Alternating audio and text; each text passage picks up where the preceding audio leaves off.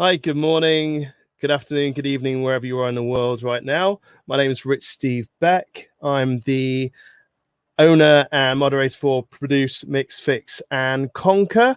And a welcome to our community. Welcome to our YouTube page. Welcome to our Facebook page. So to find us on YouTube, go to youtube.com/Produce, Mix, Fix, and Conquer. And also to find us on Facebook, go to facebook.com/groups/Produce, Mix, Fix, and Conquer. If you're watching the live stream now, do feel free to share it on your page because we are in for an absolute treat today.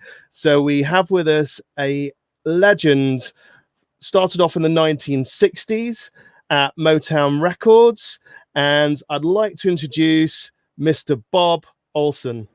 Hey, Bob, how you doing? Hi. How's sunny Nashville? Looked pretty good today. I haven't been out much.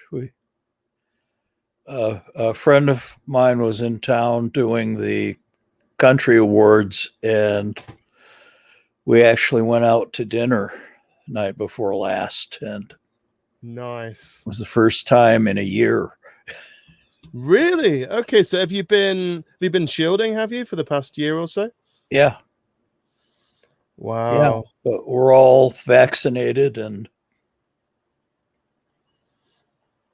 all ready to go. And he had just gotten vaccinated before he flew here from Los Angeles, and so it was really fun to be out again. We went to our favorite restaurant, which is a Indian restaurant, and amazing. Brilliant, Bob. Okay, so like with our previous guests, we're going to be having a chat with you about how you got started in audio, if that's good with you, and from when you first started. So right at the beginning, so what music did you like to listen to as a kid? Classical. Really? That surprises me. Okay. What type of classical? Well, orchestral. Mostly. Well, I started taking violin in the 4th grade. And that was a funny story. I had been, my parents and I were visiting my father's next door neighbor from Sweden. And he had become a very successful violin repair person. Okay. And I imagine first in Sweden, he was in Malung, Sweden, in the Dalarna province. And then he moved to Chicago, and Chicago was the center of music in the 30s and 40s because it was where all of the broadcasting originated. And a lot of broadcasting as we know it was invented in Chicago.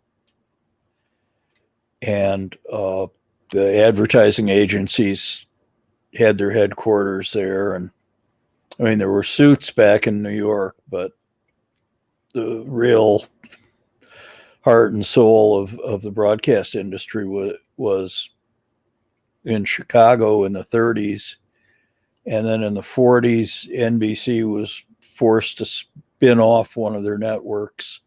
That became ABC, and they'd been doing a bunch of radio drama, and so that got moved to Detroit. Mm. And so Detroit had one of the three networks, and Chicago had the other two. Well, anyway, we went this.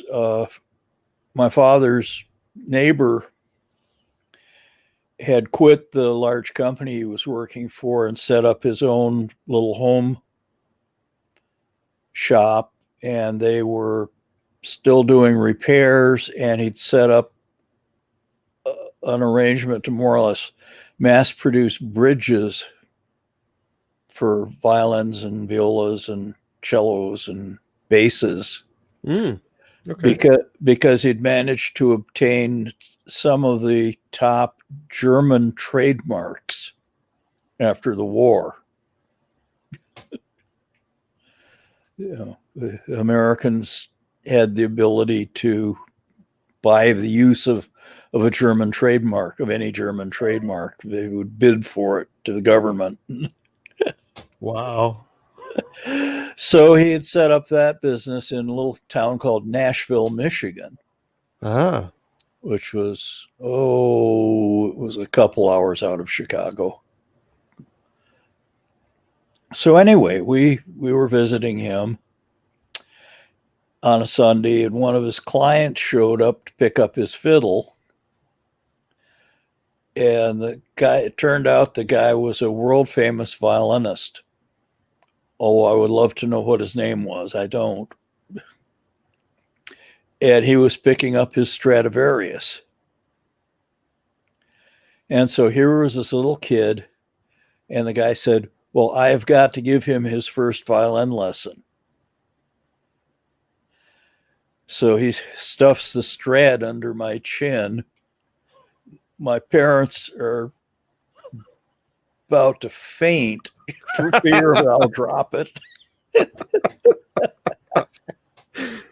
Brilliant. And it immediately sounded good. And I've never heard a violin. I've never tried to play a violin that sounded anywhere near as good since. But that initial experience made me want to take violin. And so my parents arranged to buy a student violin through their friend. And so I took violin from fourth grade on, and I still sort of played at it. I got into college doing a music literature major, history and literature major, because I wasn't really good enough to do a performing major. Yeah. But anyway, so I got through a year of college and all of junior high and high school taking violin and playing in a school orchestra.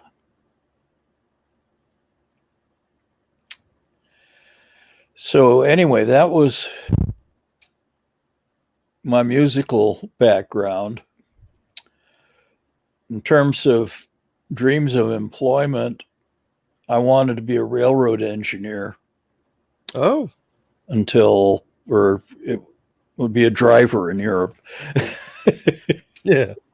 My uncle did that and had taken me for some rides on some locomotives, and I really wanted to do that.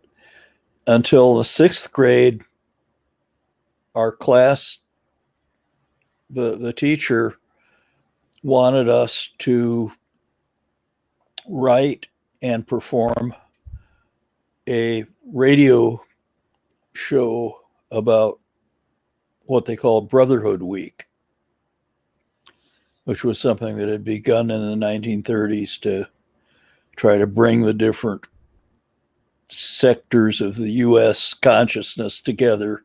Yeah. And so So we rehearsed this thing, and then we went over to the studio in the high school, which was basically a temporary control room added to the theater stage. And I took one look in that control room, and becoming a railroad engineer went out the window. That was what I wanted to do in the 6th grade. And I went out and got every book on the subject, all 3 of them.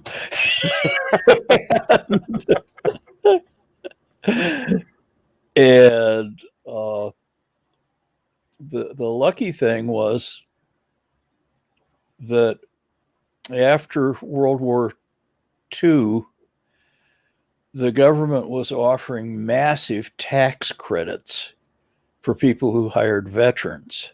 Okay. So all the women got fired and replaced with veterans. That's how it became so male. A lot of radio had actually been invented by women. Yeah, sure. A woman named Judith Waller was responsible for a huge amount of it in Chicago. Yeah. And then the station she managed got sold to NBC in 1930. This all happened in the 20s. And anyway, I wound up these 2 women became drama teachers in a school district. They'd been producers at NBC. Oh, wow. Okay. They'd been radio drama producers. Yeah. And so there was one in junior high school and one in senior high school.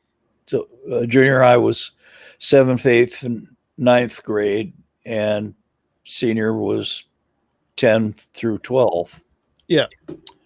And the radio drama program was 8th grade through 8 through 12. So I took radio drama classes in junior and senior high school, learning from these 2 women who had been producers at NBC, and learned all about working your way around an old RCA diamond-shaped ribbon microphone.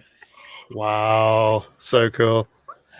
And we did sound effects, and one of the things I remember is the scripts were typed out on this thick tissue paper.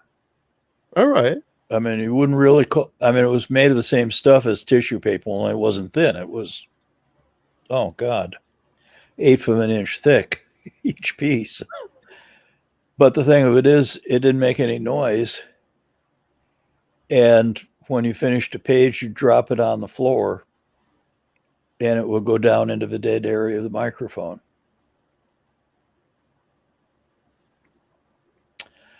And so I did that stuff and learned a little bit about tape editing, and I was really hoping to go into radio. But then one of the other people in the class, his father was the head of advertising for Lincoln Mercury automobiles. And so he got us a tour of the ABC television station in Detroit. And there they told me that if I wanted to go into radio, I had to go to college. Ah. And that was financially inconceivable for our family at that time. Sure. And so with my heart broken about going into radio, I was into hanging out in recording studios as much as I could. And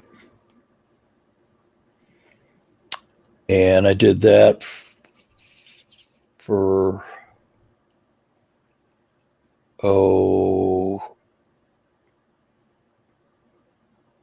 maybe 63, a couple years.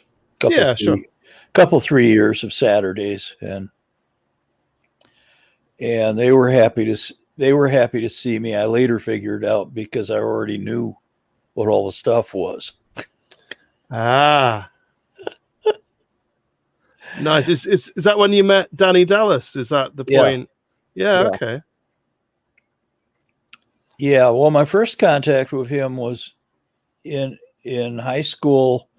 They used to do a record that would be part of the school yearbook. And we produced it at his studio, which was he worked at a studio called Special Recordings, and it was owned by the producers and owners of the radio show The Lone Ranger. Right. Okay. And so he was their engineer. And so I first ran into him at that. But the studio I hung out at, I mean, that was all advertising suits, and it wasn't really and they did very little music recording other than Berry Gordy's overdubbing before he had a studio. Yeah. Because he would they'd record a backing track in his sister's basement. And they didn't have artists they didn't have singers that could really keep up with the musicians. And so his method was to record the musicians and then take the tape to either Special Recordings or a studio called United Sound in Detroit, and they'd play the mono tape back and do a recording to it. Yeah. The singer would listen on a loudspeaker, and that had the added advantage that they could edit the tape, edit the vocal performance.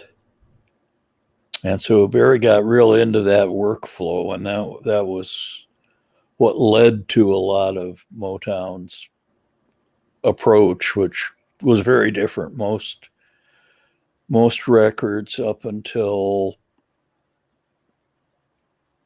68 or so were done live. Okay.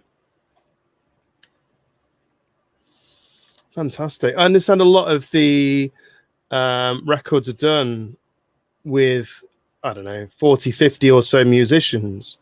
And looking at some of the information that you put up online a while ago, you mentioned that some of those musicians wouldn't even get the credit. Am I right in saying that on some of the songs? Well, it was because there were so many. I mean, where would you print credit? Sure. No, I mean, it was done live, and you were up against the schedules of the various musicians, and they were all, I mean, something people just don't really comprehend is that Motown was not the main source of income for the musicians. Right. I mean, it was a source of income, but they were doing advertising, and some of them were doing recording for other labels. Barry had a artist contract with 4 or 5 of them, and so they were getting a salary in addition to union scale for their session work. And those guys were probably among the highest paid musicians in the country. Yeah. Which is, of course, not that didn't make a good movie, so it didn't make it into.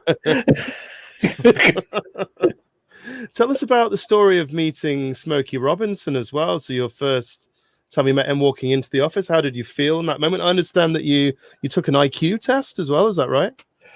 Okay. Well, what happened was Danny Dallas, I was looking for a summer job. And this was in the summer of 1964.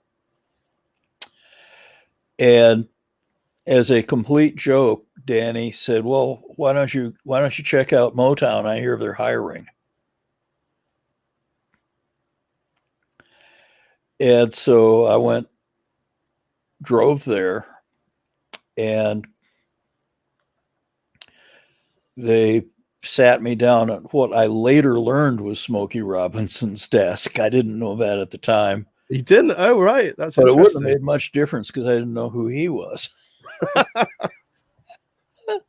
Incredible. And they gave me a job application and an IQ test.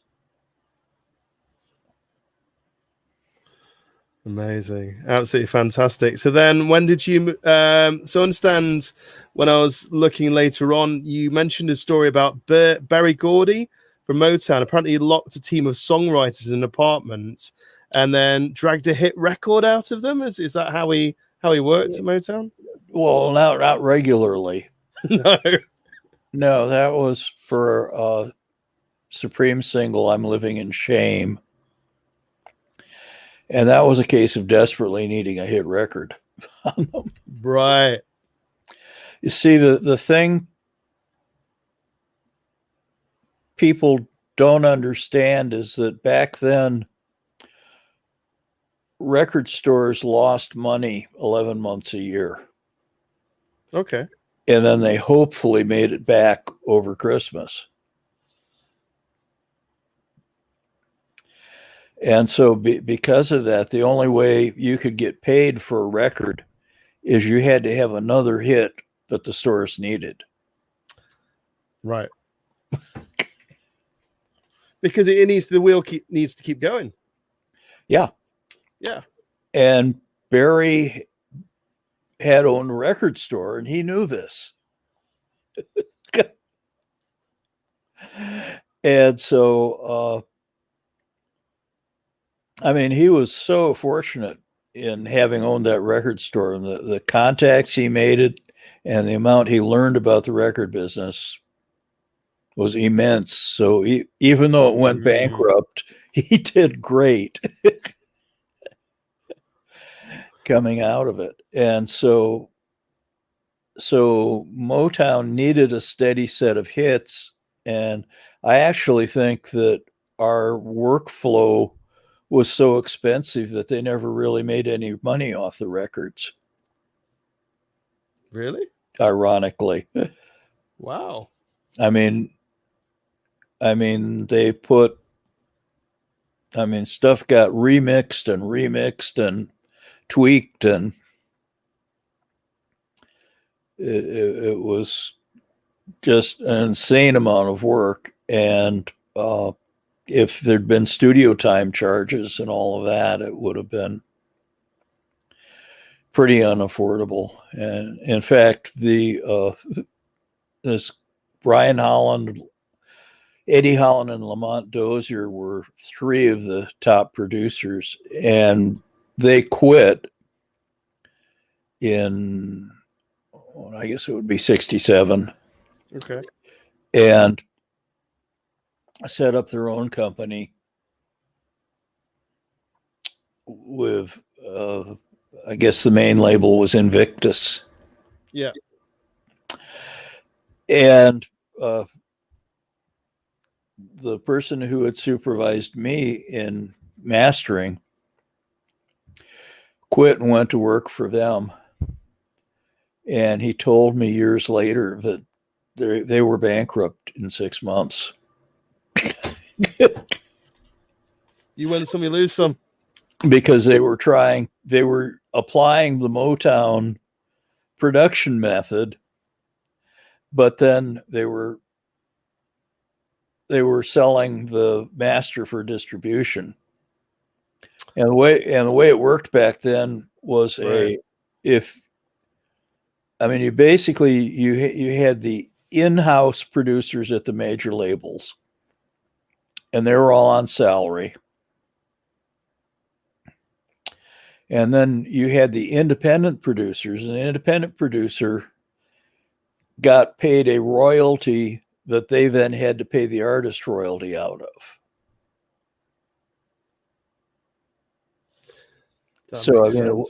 It wasn't really a producer's royalty as much as it was it was just a deal to buy a recording and pay for it. So anyway, with that situation without managing the artist, there wasn't really enough money in it. Whereas what Berry Gordy was doing was managing the artist and basically using the records as a loss leader to promote the artist. Fair enough. So completely opposite approach. Actually, it would be the ideal business model for right now.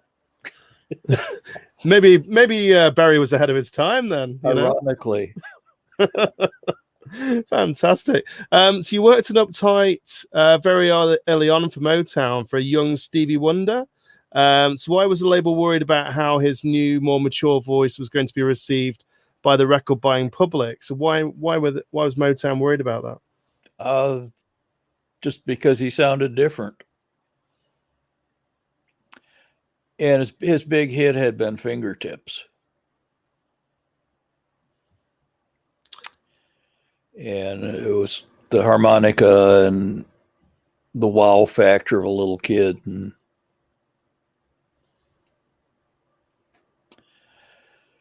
so they were concerned about that. But that was, I think, one of the first records that we were cutting when I started was Uptight. Yeah. I mean, that was right when I came in. And cutting there was very different. Barry had a real problem with producing something, getting a tape that he loved, sending it out to get discs pressed, and the record's coming back sounding way too different. And so he came up with this idea of getting a lathe and working on the mixing to the point where the mix could go across flat. So our job in the cutting room was getting the level up as high as we could get it, mostly because Atlantic and Motown were the leaders of the volume wars. Oh, so it existed back then as well, right? Oh, sure. No, I mean, the whole point to it is that in order to get a record on the air, it had to go through a meeting at the station where they would listen to all the new records and decide what they wanted to play. And so it was critical that your record be as loud as the other things they were listening to, because they weren't about to touch the volume control. No. And so, I mean, that's what the level wars have always been about, is getting past the programming meetings. Oh, amazing. Side note though, have you heard about Bob Katz, what he's come up with? I think he's working on it at the minute, where you play any type of music, where it be rock or pop or whatever, and you don't actually, and I think he's gone to various companies about it, so iTunes, Spotify, loads of others. And if I'm writing, maybe I'm paraphrasing here slightly, but it's where literally you can put on any type of music and you never have to reach out for the volume control. Yeah. And so every type of music is going to be like the same level. And that to me is phenomenal, just what technology can do now. But yeah, moving on. So tell us the story about Signed, Sealed and Delivered as well. So which you cut the vinyl for. Okay, I didn't actually cut the vinyl for that. All right, sorry, my mistake. Nope, I was at some of the recording sessions. By that time, see, what happened was when Dozier Holland left, they took 3 of the recording engineers with them. And all of a sudden, Motown desperately needed recording engineers. And so I basically had to train my replacement in the cutting room and then was given a crash course in recording. Wow. From Cal Harris and Joe Atkinson. And Cal Harris had started as an assistant at United Western and been a first engineer at Gold Star and had been a first engineer doing vocal overdubs for Brian Wilson.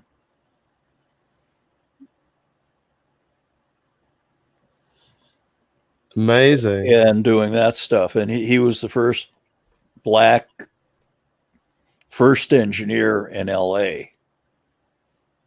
And he was also from Detroit. He was basically a 16-year-old kid who walked into United Western with a broadcast license. 16. Yeah. Wow. And so apparently, what's his name? Putnam wouldn't let him out of the building. Because see, the thing of it is, it was a very nerdy field back then. I mean, music wasn't even a major thing to know about. I mean, it was far more important to know how to patch the amplifiers if a tube went out in the middle of a session than to, the music wasn't that big a factor. And the recording method was more distant miking, smaller consoles. I mean, major label consoles, from what I've been able to figure out, prior to 3-track, they were typically 4 microphones. Really? Okay. And they might have an outboard mixer to add a couple more, but you had a soloist microphone and you had maybe section microphones for a band. And that one ribbon in between the piano and the bass and drums, sort of a rhythm section microphone.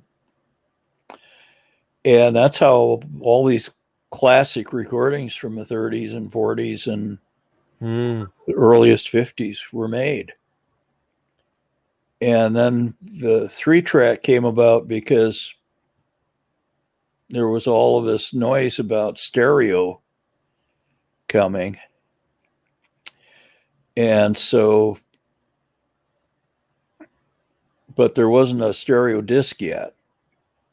And so the labels wanted to be prepared so they could sell the catalog later on or whatever. So the 3-track thing came in where you set up basically a left, a right, and a soloist track. It was still all recorded live. Nobody wanted tape generation, so you did a live mono mix. That was what went out as the record. Wow. And this was backup. Yeah. In fact, Atlantic got an 8-track 1-inch machine that they used for backup. Tom Dowd told me they never did overdubs. He said as far as he knew, we were the first people to ever really do overdubs 8-track at Motown. Must be so different though compared to, as you said, like how it used to be. So what we were saying a few minutes ago about having, maybe, did you need the 40 or 50 musicians that you used to have back in the 60s, or could you maybe just work with a few musicians? You needed whatever would cover the one of the big problems is that if you had a new artist and a great song, the song would get covered by a star and he wouldn't make any money. And so that was part of the reason for spending money on orchestras. And sure. I mean, that happened in both country and R&B, is they had to have strings to basically to keep it from going off to Frank Sinatra or something. Amazing. What about? Oh, sorry. Go ahead. Yeah. So anyway, that was the whole thing. But the thing of it is that they were recording live. Now, I never knew this. I learned about all of this after moving to Nashville years later. But what I did know was when I moved to San Francisco, there was a public listener-sponsored radio station that did music broadcasts. Okay. That used volunteers. And I went in and volunteered because, I mean, there was my dream. I wanted to do radio. And I went in and volunteered, and we're recording jazz. We're doing just all kinds of stuff. They had a remote truck with, I believe it was 3 or maybe 4 Ampex mixers, a bunch of microphones. And then there was a studio. The studio had a pair of, I don't remember the number now. It's like a U67, only of a remote pattern. Yeah. They had a pair of them and a pair of RCA 44 diamond-shaped microphones. No monitors for the performers, no headphones, no an old RCA console from actually the same console that the original Sun records were done with. Amazing. And there was one Pultec you could put on the whole thing if you wanted to, but I mean, it was just down to basics. And lo and behold, we were broadcasting artists, and our broadcasts were sounding better than their overdubbed records. What? Because they weren't wearing headphones. And you can hear the problem with headphones by just holding, excuse my microphone hit, put your ears there and listen to the pitch change. Yeah. Good luck. I mean, that's going to screw up your pitch like mad, just simply having something around your ears like that. Oh, that's incredible. And I mean, it's really funny because people are all gone on latency. Yet, if you get rid of the headphones and just have them overdubbed to a speaker, they'll be right in tune, even though the latency's longer. They'll be right in tune, and their phrasing will be way better. And their dynamics will be way better. And that was, I mean, that's what I learned after Motown. And then I became real conservative. It was like, whoa, wait a minute. I mean, yeah, you can do the one thing at a time thing, or what I like to call a Les Paul Memorial Overdub Party. I like that. That's great. But do you really want to sound like Les Paul? No. And I mean, once you've had the experience of recording live without all of that stuff, it's real hard to get serious about. I mean, yeah, everybody can't make mistakes because you can't do fixes as easily. Yeah, sure. But the quality of the performance goes way up. In fact, I was telling my friend the other day, we used to have an after the Grammy show listening session. I was on the Recording Academy board in San Francisco, and I'll never forget this one time on the show they would play a bit of the record and then the artist would perform live, and they had a policy that all of the music on the show had to be live. Right. And one after another, the artist would outperform their record. And a couple of us were just laughing ourselves. Not surprised. Watching these artists beat their record in a live performance over and over and over. And it's like, this is insane. So I've been hoping that one nice feature of the lockdown has been younger artists getting back into performing Yeah.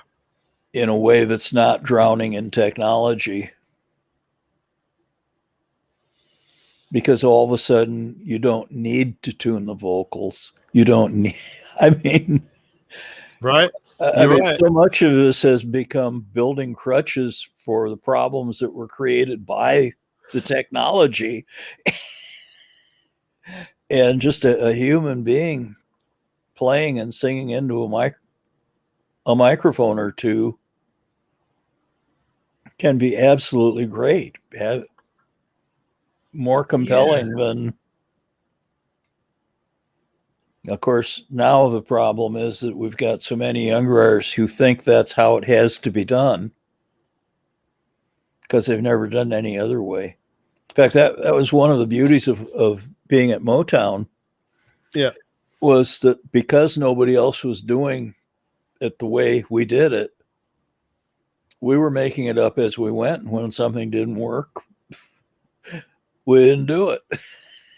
There you go. But like you said, though, with music now, I listen to the radio, and I'm sure you do as well, Bob, from time to time, but you listen to the music and it sounds very, I don't know how to put it, but some newer music, it's very auto-tuned. Maybe sometimes that's the style of what they're going for. But yet, like you said, hopefully bands are getting together, and humans aren't meant to be perfect, are they? I guess it's like humans are meant to be a little bit off, but then there's that magic of getting a great guitarist with a great drummer and a great keyboard player or a great orchestra. And there've been slight inconsistencies, but I don't know what your thoughts are, but those inconsistencies could make magic, maybe. I don't know if you agree with that, but. Well, I mean, to me, it's a matter of focus. Right. It's a matter of, if the musicality is in focus, then the errors will be out of focus. Yeah. And you'll ignore them. And it just works. Whereas, I mean, a saying I posted online once was that when you go for nothing wrong, you often wind up with nothing right. Yeah. I mean, just that whole left brain approach to music is ridiculous, and people don't know. I did a funny thing at a NAMM show here in Nashville a few years ago. They did a thing on vocal recording. Yep. And I was in the audience, and they went through a whole thing with a singer, and this background singer had done whole bunch of pop hits, everybody and their brother, and I mean, she was really good. But anyway, she was singing lead, and they did it. And then when they got done, I raised my hand and I said, "Okay, will you sing it one time listening to the speaker instead of the headphones?" Interesting. Every jaw in the room dropped. The performance was 10 times better. Really? Yeah. Wow. And she was a great singer, and you would be hard pressed to find anybody more experienced with recording. But you do find that a lot of, I don't know how you found this as well, but a lot of live singers, they've got their in-ears in, but a lot of the live singers don't like the in-ear monitors because they feel it takes away from the performance. Mm-hmm. I'm sure it does. Yeah. Whereas, like you said, if you hear a speaker back, then maybe that gives you more freedom to perform and maybe do your best. I don't know. It was maybe some musicians are used to in-ear monitors. We did an experiment. I talked my way into joining a vocal class with a vocal teacher that I really admired, and us co-teaching a recording class. And we took a bunch of kids who had never done anything like that at all, and we put headphones on them, and we experimented. And in every case, they sang the best in tune when they had none of their voice in the headphones. Maybe you've answered the question for us then, Bob. I mean, this stuff, I became crazy about it all. Yeah. After Motown. Because, I now see except at Motown, we were kind of in between mode. The rhythm players had tried using headphones, and it had come down to the only guys that kept using them were the drummers, and the organ was in one of the back rooms, and he used headphones, but none of the other guys did. Yeah. And one of the genius things about it that they kind of bumbled into, they didn't have room for, the studio was tiny and there wasn't room for a bunch of guitar amps, but they liked multiple guitars. And so all three guitarists and the bass plugged into a mixer that fed an amplifier that fed a studio monitor. And then we had splits off each of the inputs into the control room. And so the musicians kind of created their own mix with that mixer. Yeah. And then everybody in the room was hearing them out of that studio monitor, including themselves. And it turned out this was the big secret of the Motown bass sound. Really? Because we were not splitting an amp. He was hearing, Babbitt and Jamerson were hearing their instrument out of a studio monitor from the direct feed. Right. And that altered their touch, their dynamics. Yeah. Made all the difference in the world. It's like you've got to record what the musician is hearing. Completely. Was the lesson. And I didn't fully understand that until Bob Babbitt was living here in Nashville, and that was one of the reasons we moved here. And he said, well, what did you guys do to get that sound, man? He had been in Philadelphia and he'd been all over the country at major studios and had never gotten the same sound we got. And so I had him come over and just plugged a old reversed mic transformer direct in, brought him up on the speakers. He started playing. And it was, oh my God, there it is. We didn't do anything to it. In fact, with him, we did less than we did with Jamerson, because James hated the electric bass and would not spend a penny on it, would not get it intonated or anything. Wow. And so he played it like an upright. Really? Yeah, in that style. And he was pulling all the notes into tune. Yeah. Who plays like that? And the challenge was, of course, the dynamics got kind of crazy. So we compressed him. Amazing. Thanks, Bob. So tell us as well about, if you're happy to do so, tell us a story about Marvin Gaye and what's going on and how that came about. Okay. Well, what happened was Holland Dozier Holland leaving opened up a fair amount of studio time.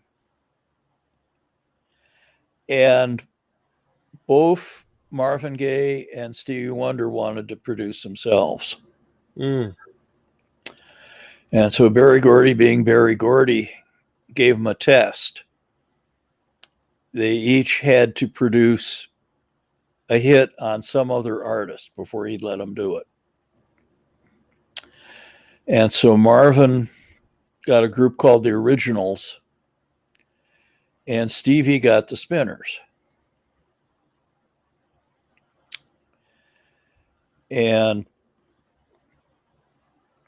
Stevie's hit on the Spinners was It's a Shame. And that vocal session is many ways I think of as the high point of my career. Yeah.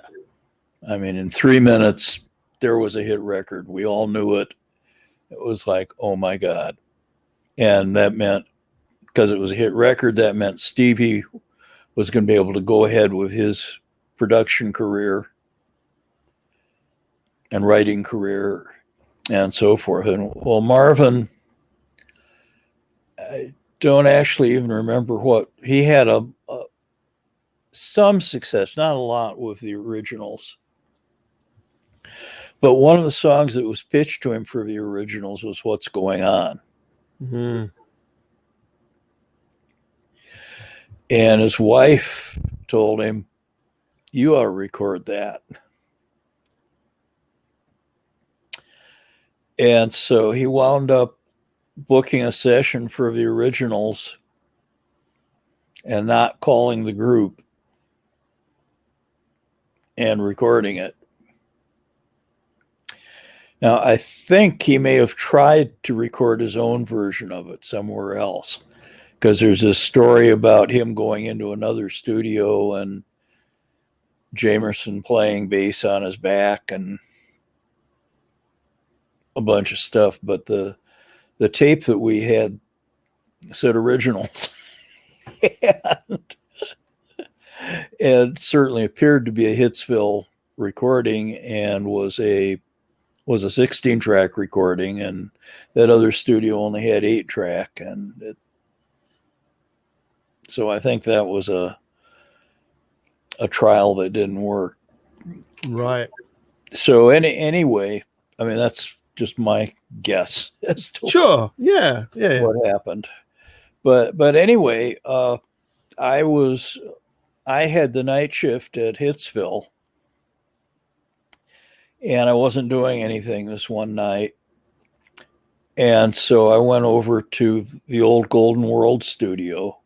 So a lot of the producers and artists preferred doing their overdubs there because it was bigger and more luxurious looking. And so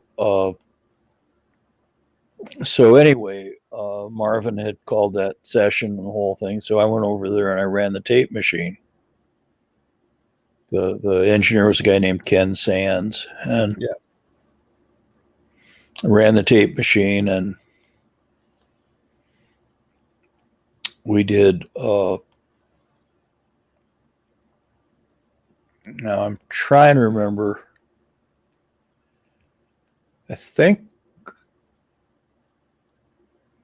we did the vocals at that session, and Marvin had a couple different ways of phrasing the song, and they made him a 7.5 tape with one vocal on one side and the other vocal on the other, so he could take it home and study it and figure out how he wanted to do it. And that was where the multiple vocals thing came out. He loved the sound of the multiple vocals. Nice. And then I was there for when they did Eli Fontaine playing the opening sax Mm. part.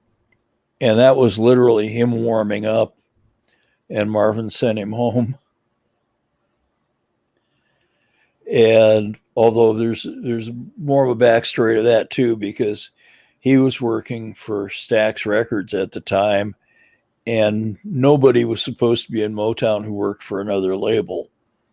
So that was totally against company policy for him to be there. Really? Yeah. No way. So it was kind of a wild thing. But anyway, I was there for that. And then I set up and we did the string sessions for the album with Cal Harris, my boss, at the board, except that we had actually set up the microphones, and I mean, he sort of sat there not doing anything. but they would feel better if he was there. So we did that, and that was really something, because I mean, Marvin had gone over how he wanted Dave Vanderbilt to do the string arrangements, but had never heard them. Mm. And of course, that was before you could do it on a keyboard.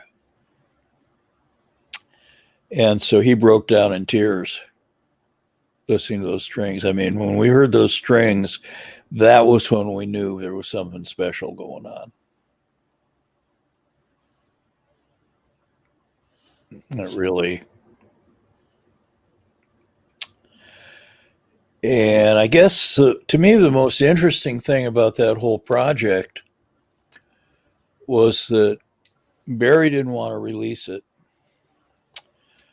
Marvin's contract was up, and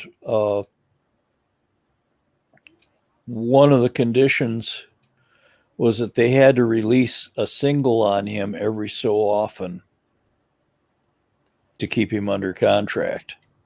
Oh, right. And he was out, and he had been refusing to record. And so the only thing they could possibly release was What's Going On. And so the guy that was running the A&R department at that point said, well, let's just release it. If it doesn't do anything, it doesn't do anything. Although Barry was afraid of it turning off Marvin's fans. I mean, basically, once you had fans, heaven forbid you challenge them or do anything that would... I mean, that was what was going on with Stevie before Uptight, too. It was like, okay, this worked. We want to keep doing this. And so anyway, the album comes out with no expectations, or the single comes out with no expectations. Yeah. And a few weeks later, it's number 5 charts. Nice. And of course, the phone calls come in, where's the album? There was no album. Oh, no. So the rest of that album got written and recorded in a few weeks. I mean, it was incredible pressure to get that thing done and out. And Marvin wrote that he thought God produced that record. And I understand why, because there was no time to do any left brain. You know, there was no time to get lost in the details, in the minutia. It was like boom, boom, boom, with all feeling and no intellect. But it all worked out in the end. Oh, I think it's the only way to record. High pressure. Maybe. I mean, it was the perfect example of the problems with getting lost. Hmm. Completely. Maybe just do what Barry Gordy did and, drag people into an apartment and lock them up in a hotel room. I don't know. And try and pull a record out of them. Yeah. Well, they were all real good writers, and yeah. Fantastic. And it would be somewhat competitive. Okay, well, I've got this idea. Well, how about if you do it this way? And each would be upping the other's game, from what I understand. I mean, I never was present for any of that, but people I knew were in there. And completely. Tell us as well. So thanks for that, Bob. Tell us about working with the Grateful Dead as well on that project. Okay, well, that was actually broadcasts for New Year's Eve. It was a live show, and they had this idea of during the show being able to edit things together to go in between the sets. And I had a DigiDesign sound tool system running in a little Mac SE30. So I had a portable digital audio editing system. And so I was brought in to do that work in the back room and work with those guys. But I had known them because Quicksilver used to do shows with them all the time. And half of our gear at the Quicksilver studio was hand-me-downs from the Dead. Ah, okay. So, and we had, we got visits from the band members and stuff like that. So.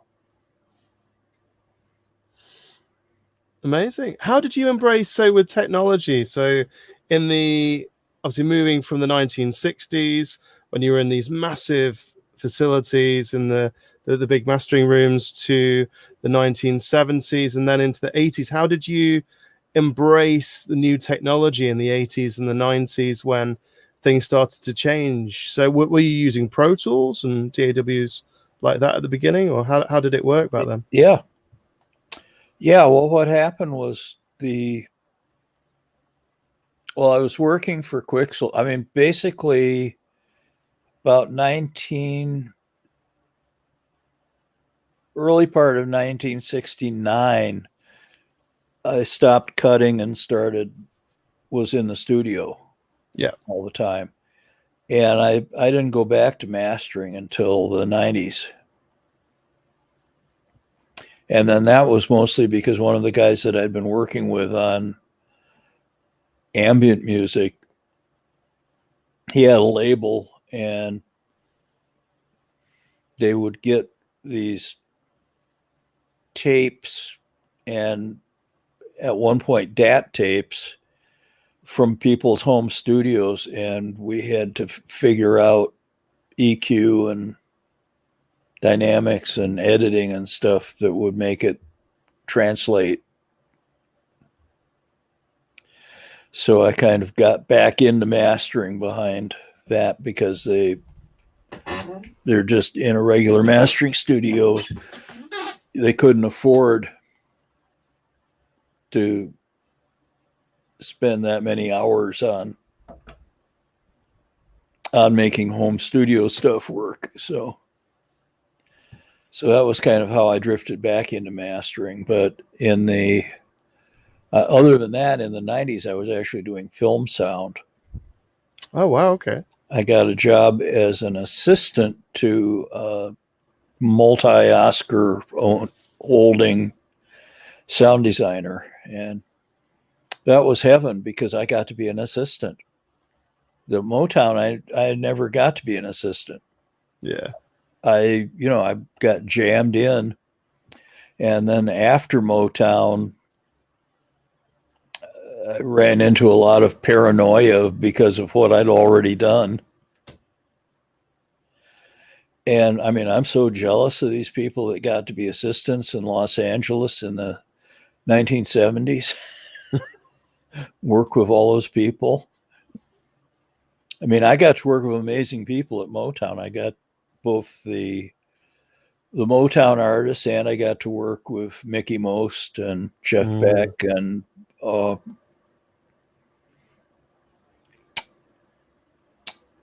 and Tony Clark, the Moody Blues. And I mean, you know, I got to work with some of the elite British producers because of our status in England.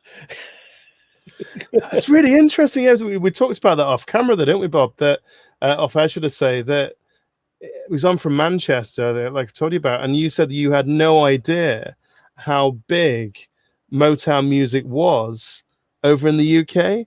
Yet in the UK, we had the Northern Soul movement, with all the DJs started to play this music that no one had heard before, and it just blew up in England. So you said you went over to the UK. Was it 69? You said that you went over to the UK. So tell us about your experience in the UK.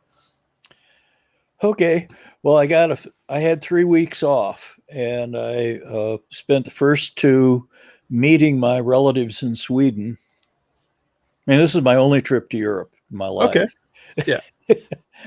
And then I had arranged with the woman who handled our foreign sales to get together with the people at EMI in London, and I did that. and I might as well have been George Martin walking into an American studio. I mean, completely, I could not believe it. Because I mean, here I'm just this nerdy fly on the wall. and yet we're absolute heroes to the people at Abbey Road. And I'm going, this is unreal. And so I basically spent some time at Manchester Square, their old, I don't think they're there anymore, their old headquarters. And then we took a cab over to the studio on Abbey Road, and it was called EMI Studio. It wasn't called Abbey Road back then. Yeah. And I got a tour of the 3 studios and sat down, and they picked my brain because they wanted to know all about how we worked at Motown. And they were utterly shocked hearing about 16 track, which we'd just gotten. And they had just gotten an 8 track in. And I believe I learned later on that that was at the time the Beatles were actually working on the Abbey Road album. Although nobody said anything about it. But I met Norman Smith, and I met a number of the other engineers, and this wonderful woman who was cutting vinyl. I forget her name. She was just a barrel of laughs and hilarious. And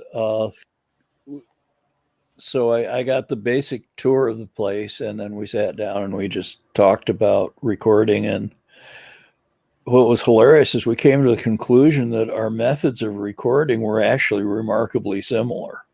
Really? Way more so than either of us expected. It's incredible. Because, of course, we were trying to record what the artists and musicians actually sounded like. I mean, we weren't always successful, and then it came out not sounding like them, but that wasn't the goal. The goal was to reproduce that live performance. Yeah. And talk about live performance. It's really interesting, as you were telling me earlier about you went backstage at Top of the Pops as well in the UK. Yeah. And you said about tell us more about that experience. The evening after we went through the studio, Stevie Wonder and Jimmy Ruffin were on Top of the Pops. And so we went over there, and I went to the bar first. They tell me they don't have the bar anymore. So Top of the Pops doesn't even exist anymore. It's gone. You know, it's so sad. It was a great, went to the bar, great program. and then we went into the studio, and my tour guides were a guy named John Marshall, who I guess he was the Tamla Motown label manager, for lack of a better thing. And then our publishing manager, who was John Reed, who went on to do Elton John and all kinds of stuff. Wow. But of course, he was a young, although it's funny, we went to this party at Kiki D's house, and I think I may have been the only heterosexual male in the room. Really? Later on, I figured that out. Fair enough. That's all right. Because the women were all coming on to me like mad. It was like, what is this? So this was the late 60s, right? Is this when that party happened? 69. 69. Oh, man. Swinging 60s. Summer 69. And it was an amazing day. And in fact, one of the best things I got out of it was the place was crawling with Revox A77s. Oh, right. That's interesting. They were everywhere. And I asked about it, and one of the engineers told me, heck, some of the guys are even doing their mixes to those machines. They like them so much. And they turned me on to bypassing the whole front end, the microphone amplifier and all of that, and wiring right to the volume controls. And later on, I got one and did that, and I see why they were impressed.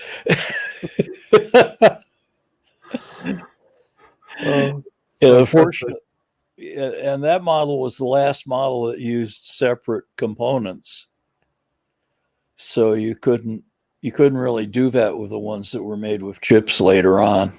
Yeah. So I wound up some years later with the machine behind me that's an A77 with all the parts replaced with 1% top quality components. I took it in to have some work done on the motor to the guy who had been the head of Studer service in the U.S., and he about died when he measured the thing. Not surprised. So that was a fun thing that came out of that trip. Oh, thank you for that, Bob. That's an amazing story. So as well, so where you're at, so you've talked about some of the projects, in the 80s and the 90s and the noughties, 2010 onwards. And then you mentioned that you're working back in mastering in the 90s. What are some of your favorite projects that you worked on during that period in the 90s and the noughties? Oh, boy. Well, the stuff I was doing in the 90s was mostly ambient music. And I guess some of my favorite was with a guy named Robert Rich and oh, Lord. That was fun. Yeah, I mean, just all kinds of because I was into. See, we had one of the first 4 or 5 modular synthesizers. Really? Motown. Yeah. Nice. In fact, that was where Stevie first contacted it. Only the problem is it was such an old one that you couldn't play the same thing twice on it. It was so unstable. Oh, wow. So we weren't able to do very much with the thing. But anyway, I got real into that stuff and wound up doing an album of Tibetan bells that we actually did on a little Sony 1/4-inch 4-track, and doing just all kinds of real interesting stuff. I met this guy that had a radio show doing that, and he ultimately had a radio show that's still on called Music from the Hearts of Space. And he started a Hearts of Space label, and so I was doing the mastering for him and a few odds and ends of other stuff. Amazing. It's really interesting, though, with how you've kind of started off in classical, then went into Motown, then went into rock, then went into ambient. Where's on your journey? Where are you going next, Bob? Have you got any idea where you're going next, or I don't know. I'm into practically everything, and just whatever comes along. I mean, right now a bunch of my work at this moment is with some bands in Amsterdam. Okay. They're amazing with horns and guitars and good singers and funk, and I love them. And I'm doing some experimental music. What is the official name? London Experimental Ensemble, which is a British group that a friend of mine has been in, except he hasn't been able to fly back to England. For obvious reasons, yeah. And just, essentially whatever comes along, and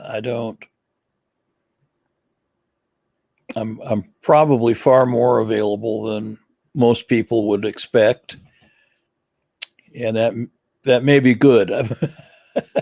Well, yeah, I suppose then it kind of, you can go whichever way you want to go with different projects like you're doing, which is fantastic. So with what you're doing at the minute then, Bob, I know we were talking again earlier on about your gear and the equipment that you use these days. So you mentioned now you're predominantly in the box. Is that right? Is that how you tend to work these days? Predominantly, yeah. I haven't run in. I mean, I've been quasi in the box for stuff at home, and I've got a relationship that I haven't done anything with at Georgetown Masters. It has all the analog equipment you could ever dream of, and I've done a few attended things there a few years ago, and frankly wasn't sure that they came out any better, if as good as what I can do at home. And I've always had, I come from the days when studio monitors were about hearing musical problems as opposed to audio. And so we all had to have a really high quality hi-fi at home to bring our stuff home and figure out what we were doing with. Yeah. From a sound quality standpoint. And so I've always had a good hi-fi system, and I was lucky enough to get a line on some Duntech Sovereign speakers back in the 90s, and a friend of mine, they were in Florida, and a friend of mine went to the guy's house and literally got on the phone to Bob Ludwig and they went over what to look for and how to figure out if they were in good enough shape to do anything with. And, I had sent him to Bob Ludwig years earlier, so we've had a long relationship, and so they seem to be good. So they shipped them out to California, 350 pounds each. And so I was one of the first people into subwoofers.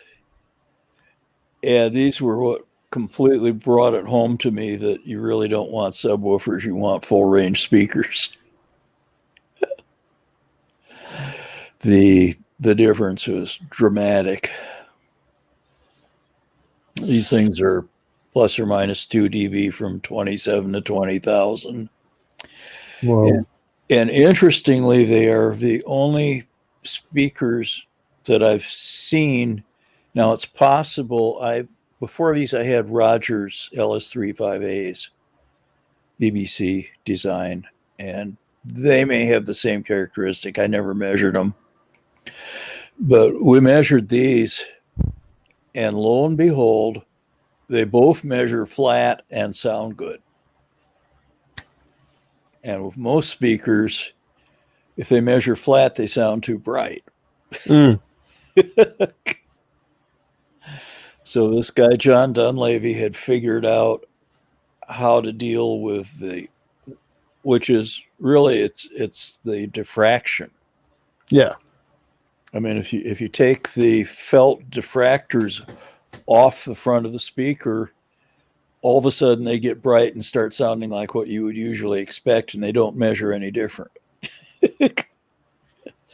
So it's really about the reflections off the front of the speaker and the sides and so forth.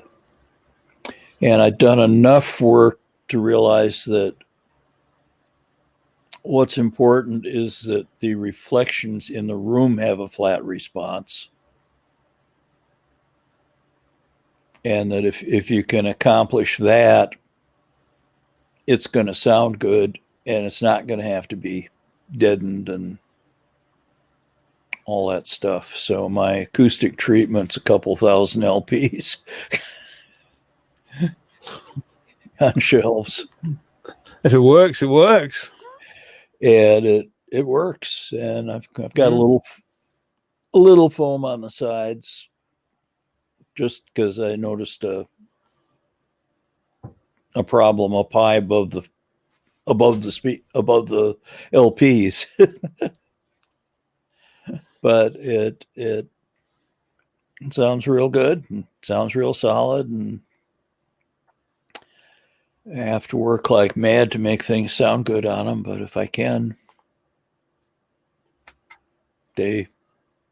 my clients seem to be real happy with it.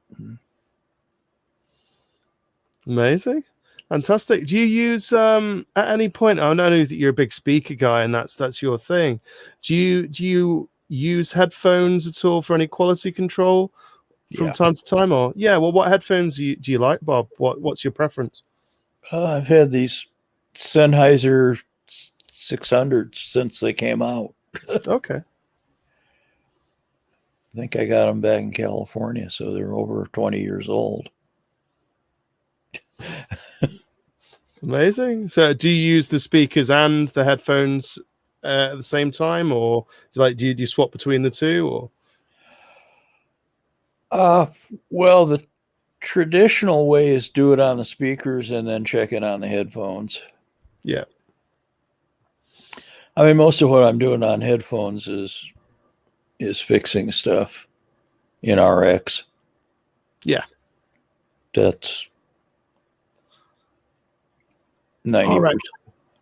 RX is such a powerful tool, though. It's fantastic. Do you use RX quite often then, do you? Yeah, it usually winds up at least on a couple tracks of everything. I mean, even if it's just this stuff from Amsterdam is live bands. And so there's always some noises on the end and stuff to get rid of. Yeah. And any particular plugins that you enjoy at the minute? Any particular brands or companies, or do you just have a massive library and you just pick and choose as you go along, or? Well, I have darn near everything, and I was a big fan of algorithmics, and now they're available as the MAT. And so I like them, but I also like the Sonics, and I like the Abbey Road passive equalizer. I mean, those guys are really good at modeling. Yeah. In fact, I like I like listening on the mid-sized speakers on their studio emulation. It's real. Oh, really? It's quite nice. They're B&Ws. I mean, they're basically mastering style speakers. Yeah. They haven't quite got the high frequency resolution of the big guys. And if I start on the headphones, I'm usually not very happy when I get on the big ones. And if I start on the big ones, it usually sounds really good on the headphones. So do that, and of course do the least. I mean, again, like I was saying, you want to do whatever, you want to remove whatever will distract from the musicality. Yeah. Do you use any de-essing as well then, do you, at any point? Sure. Yeah. Yeah. And that's really frustrating because there is no best. They're all different, and you just have to keep trying until you find one that works. Have you tried there's one called Soothe 2? I don't know if you've Oak Sound. I don't know if you enjoy using that one. Sometimes. Yeah. And Gullfoss as well. I don't know if you've come across Gullfoss as well. I haven't tried that. Yeah, it's really interesting. I tried it a while ago, but that's more to do with the rather than de-essing, it's more EQ related. But for some reason, Gullfoss and Oak Sound, Soothe 2, they seem to get lumped together in the same conversation. But yeah, it's a really interesting one, that one. But yeah, I don't know if you use any of the Fab Filter stuff as well. If you enjoy the Q3 and not the equalizers. Okay, what do you like? Equalizers are a bit soft, but sometimes the limiter is what everybody uses, and I go kind of back and forth. Try different things in that. Try other limiters, and I mean sometimes the old L2 waves, just there it is. If it works, it works. Yeah, and there's no rhyme or reason to it. It's just a matter of listening and going, okay, well,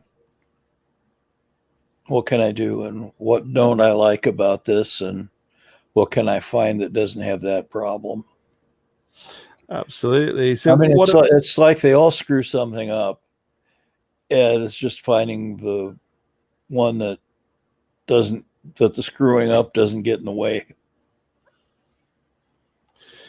Completely agree with you. No, thanks so much for that information, Bob. That's brilliant, really great insight. Oh, I was going to ask you before I forget about converters as well. So what about like DAC? Well, what DAC do you like using at the minute? Well, I've been using Benchmark for quite a few years, and I've tried other things, and usually, I don't know, the Benchmark seems to work, and it's sort of like the speakers. If I can make it sound good, I'm in pretty good shape. Whereas some of the others are more pleasing sounding, but I worry how it's going to translate. Yeah. I don't want to get hyped. Yeah, so it's all about getting as you said, like the flattest response that you can? Yeah. Well, for monitor. Yeah. For listening.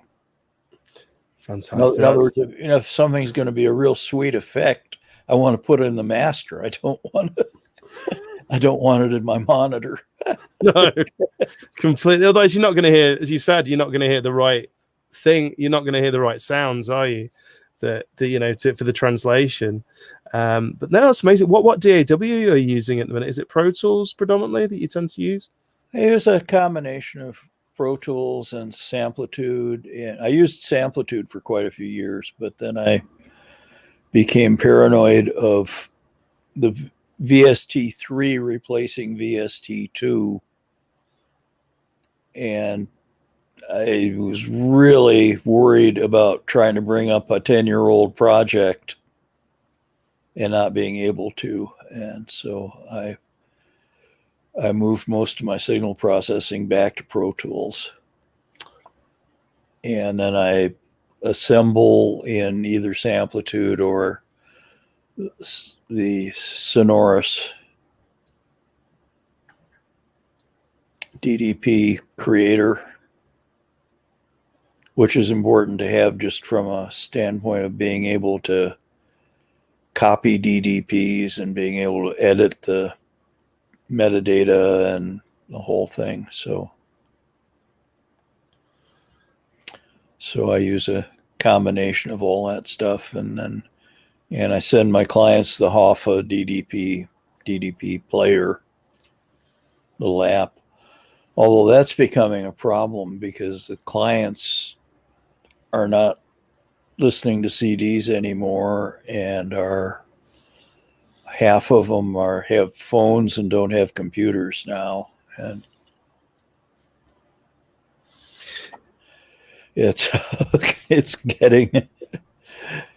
shifting. And then of course there's the whole lossy encoding adventure and trying to keep I was a early adopter of the Sonics plugin that lets you hear what all of that's going to do to it. And it's pretty important. I mean, a lot of people just, will make the CD really loud because the client wants to get through the broadcast meeting and that whole thing. But I think that the streaming and becoming concerned about the distortion of lossy encoding is becoming pretty important. And in terms of the long-term life of the thing, I mean, that's the thing. It's like I'm not making a record just to be all the rage for 6 months. I mean, my clients need something that they can sell for 10 years. Yeah, right. And right now I'm working on a thing that's 10 years old, and 3 of the songs got mix mastered by somebody, and they're just slammed. And now 10 years later, they want to do vinyl. And it's like the rest of the album sounds really good. And I'm trying to figure out some kind of expansion or reverse transient. I'm just playing with all kinds of stuff to get the consistency of the project. To try and get it so that these songs sound as good as the rest of the album. Yeah. But all I have are these slammed 44 116 mixes that the mixer sent the artist, and they had tacked them onto the CD. Tough work. What's your feelings and thoughts on LUFS? So I know when we've talked to Bob Katz, he's a very dynamic mastering engineer. He's all about his dynamics. Whereas I know that in modern pop music, it's, you know, you get up to -8, -7 LUFS, which is crazy, but yet all the streaming services, they want -14. So what's your thoughts on LUFS? Do you tend to aim for what the streaming services want, or do you try and go below that or higher than that? What's your approach, Bob? You know, somewhere between 10, 12, typically sort of stuff. I mean, I mostly go by where, at what point does it sound, am I losing the rhythm? Yeah. I mean, our thing at Motown, the quality control department at Motown was fascinating, because the ultimate test was, what does it feel like to sing along with the record? What does it feel like to dance to the record? And so I kind of apply the Motown test, you know, and the minute the volume is taking away from the rhythm and the musicality, I mean, to me, it's like, what's the point? Yeah. It's about serving. Am I right in saying it's about serving the song? It's not serving the song. And the thing of it is, you can mix something so it can get god awful loud and still have some dynamics. But that's a mix thing.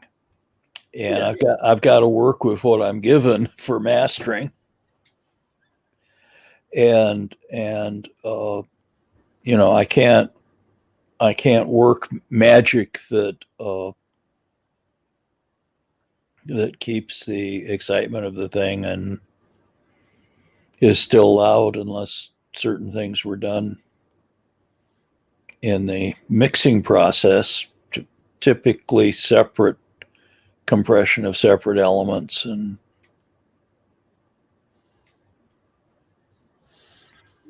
oh, absolutely brilliant. That's amazing. Thanks so much, Bob. So we've got some questions for you now as well. A couple of people have been sent some questions through, if that's okay with you, sir. Yeah, absolutely. Fantastic. So one of Produce, Mix, Fix and Conquer's members, Leela, is one of our regulars that's been with us for a few months now. She's asking, I grew up on Motown, so it's amazing to watch this. Thanks, Leela. Bob has been fantastic. We're so honored to have you on, Bob. And I would like to ask, what are your favorites from your productions? And also, did you get a sense something cool was happening in Motown at the time, even as you lived it musically and creatively? It was such a revolutionary time. Well, occasionally. I mean, the What's Going On string session, yeah, we knew. The Stevie's production of It's a Shame on the Spinners, we knew in 3 minutes. I mean, I will never in my life forget the look on everybody's face, because he nailed it in one take. And you know, that kind of thing happened. But I also remember sitting around talking about whether we thought a couple Four Top songs were going to be hits, and well, maybe this one, maybe not that one, and so forth. And both of them went to the top of the charts. So you know, I mean, you don't know, you certainly don't know when you're making history. I mean, yeah. I say that a lot. You never know when you're making history. So that's why you have to take the work very seriously. Yeah. Because it all could be important. And there's no such thing as anybody that I've ever worked with that got hit records never had the words good enough or the concept of good enough in their vocabulary. I mean, you try and make it as good as you can, and that's the deal. And that's still how I do my work. And you that's really important. But we certainly didn't know it was going to be.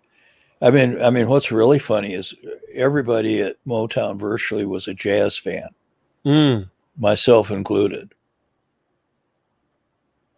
And I think that was part of why Berry Gordy was so paranoid of what's going on. It's because he liked it. And we thought we were making boy band records. What?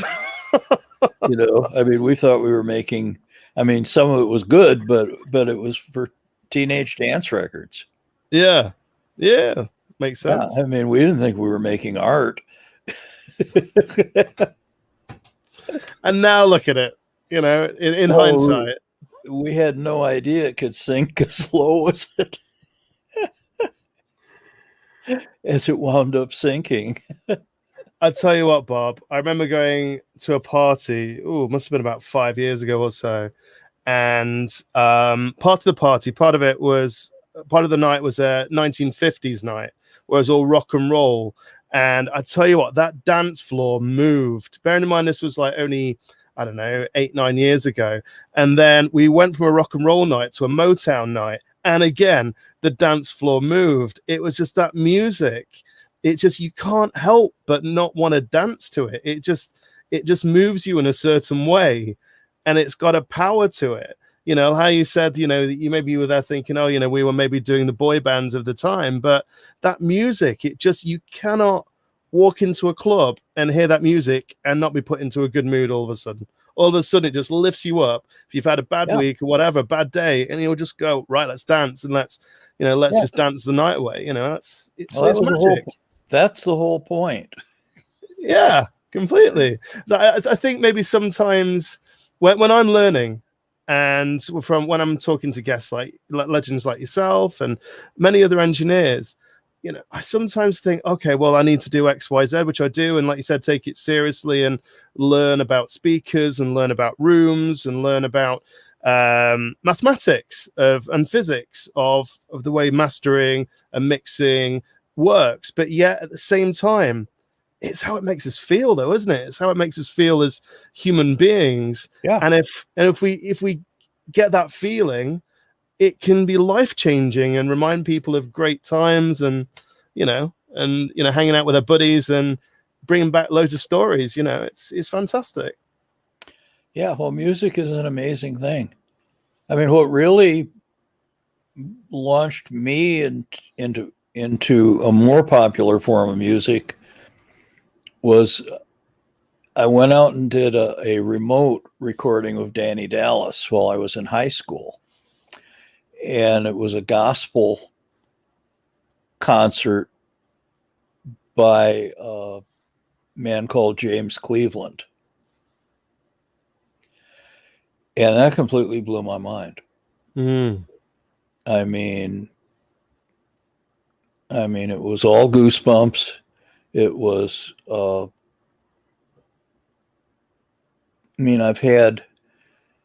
he did it.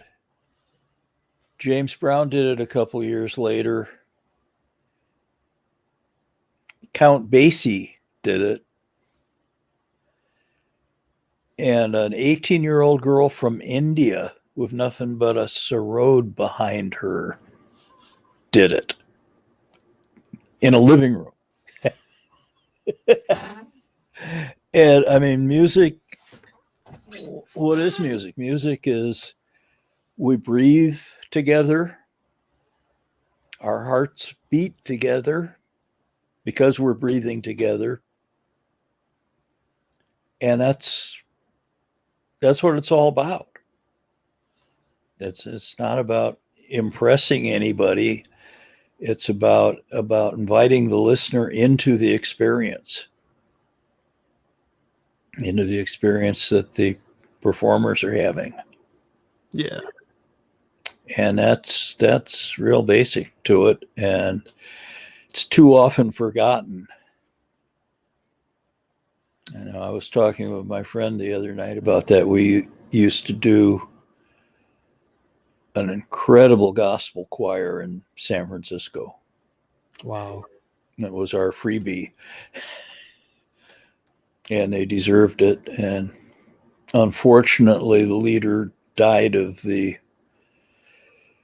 American healthcare system because he couldn't afford his medicine. Oh, sorry to hear that. And yeah, well, that happens way too much, unfortunately. Absolutely. But then I suppose, yeah, sorry, go ahead. Go ahead. No. I was going to say, but then the power of music, you know, we've all had loved ones pass away, but the power of music can then lift you up through those situations. And, you know, we've talked to a few engineers about this over the past few weeks, as well, about mental health as well, about how music can lift you up through mental health as well, and how we can support one another and network with one another. And because how we're all isolated as engineers as well, when we're not really talking to other people, especially these days where you're in front of a computer all the time, you know, and just the power of going on to communities, or like we're chatting now, you know, just, you know, making new connections, making new friendships, and talking about the things that we love with music. There's a power in that to get people through, you know, the sad times, through missing loved ones that have passed away, or through, you know, divorce, or through, you know, mental health stuff that they go through. And I don't know about you, Bob, but so I really feel, especially with COVID and what's gone on, but, you know, for the musicians that can't gig at the minute, you know, or maybe have just started gigging, and or the live engineers as well that needed that income coming through, you know. You know, it's crazy. Yeah, no, well, we haven't been through this since, what is it, 1918? And we're getting through it way better than we did back then, which is the good news. Yeah, completely. But the unfortunate part is that in 1918, there were a lot of people who had been through it 30 or 40 years earlier. Yeah. And now we've been so successful at healthcare that we've got a generation of people who don't know. And it's like that. I mean, now there's all sorts of talk about not getting vaccinations. And yeah, I mean, we've got a absolute miracle of the vaccination thing. Yeah. With amazing testing and the whole thing. But if everybody doesn't do it, there are going to be variations, and we'll be right back where we started. A lot of people don't understand that. No, completely agree with you. My other half, she is a midwife. So we're very lucky, as you know, in the UK, to have a very amazing healthcare system. We grumble about it a lot of the time, but then we look at our American friends like yourself, you know, and it's like, you know, and like you said, you know, people can't afford the insurance. You know, we would never dream of that in the UK, and we're so fortunate over here. But, you know, I think what I'm realizing though, Bob, is that we need more bands to come out. We need more musicians. Just imagine though, all of a sudden when you've got, you know, once we're ready to go again with like 40,000 people, the power of the bands coming on stage now, or the artists, and the power of the people coming together again and feeling that song together again, man. It's such a wonderful thought, but we never thought we wouldn't see that. And we've had to wait for like over a year now for that to happen. And did you ever envisage anything like that would happen? No. No. I mean, none of us expected it, although I did my wife found an interesting audio book. It was a history of the Black Plague. Right. And reading it, it was like, oh my God, this is exactly what happened.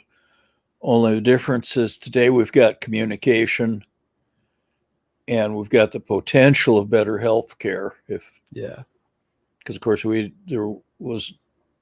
at that time there was no idea how we were going to get out of this. mean, maybe a vaccine, maybe this or that, but we didn't know. No. But now we've got, I mean, this technology that they've developed is probably going to solve a whole bunch of other problems. And then, of course, it becomes, how do we pay for keeping all these old people? I'll get there myself one day, Bob. And well, I could never imagine myself being over 40. Really? Yeah. Wow. I mean, I just couldn't. It didn't make any sense. And here I am, and I was like, huh? Suddenly wake up. It's like, wow. I mean, well, it's a little scary watching. I mean, I'm one of only, I think there's only about 3 of us engineers from Motown left. Wow. So that's a little freaky. Absolutely. But what a legacy, though, Bob. What a legacy. It's so fantastic. Yeah. Well, the right place at the right time. Completely agree with you. But before you go, Bob, tell us what music at the minute, maybe leave us with this. What music at the minute are you listening to for fun? What is on Bob's playlist at the minute?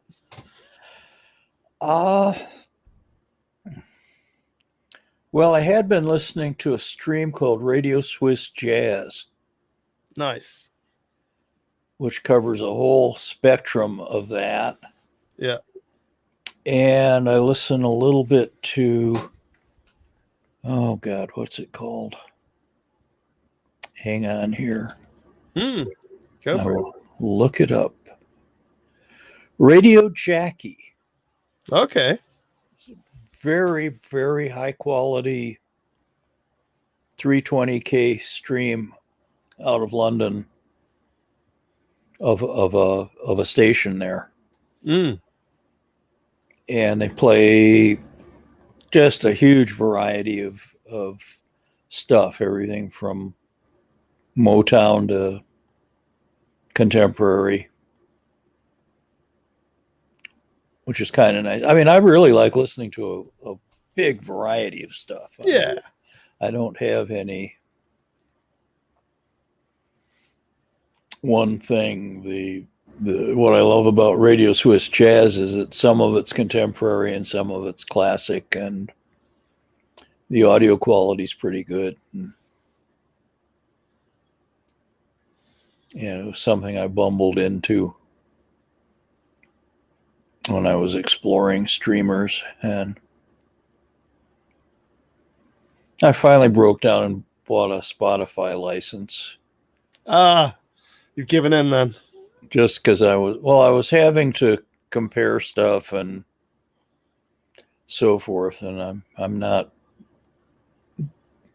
big fans of the whole Silicon Valley thing. I watched that. I mean, my wife actually attended she was the editor of one of the first magazines about the internet. Really? Yeah. Wow. And she attended a meeting where Bill Gates promised the people from Sony that there was no way anybody would be able to copy a CD onto a computer. What? Yeah. Wow. Because he wanted the CD-ROM. And Sony was very hesitant to allow that.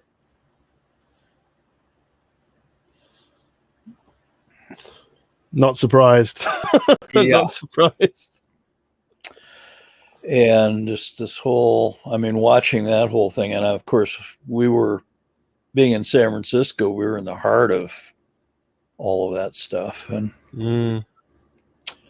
it was really painful watching that and watching the internet was interesting because I have several friends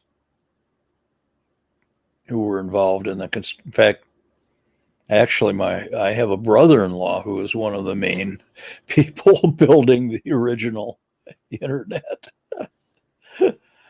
Crazy. My wife doesn't have much contact with him, but yeah. But I know enough about it to know that, for example, there is no such thing as privacy on the internet.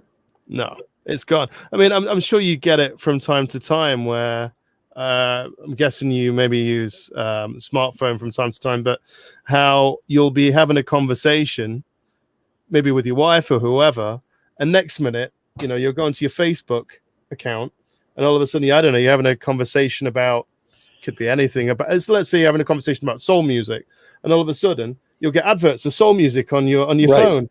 You're there going, hang on a minute, how did this happen? So you're right, everything gets listened to, you know, nothing anymore. I mean, it's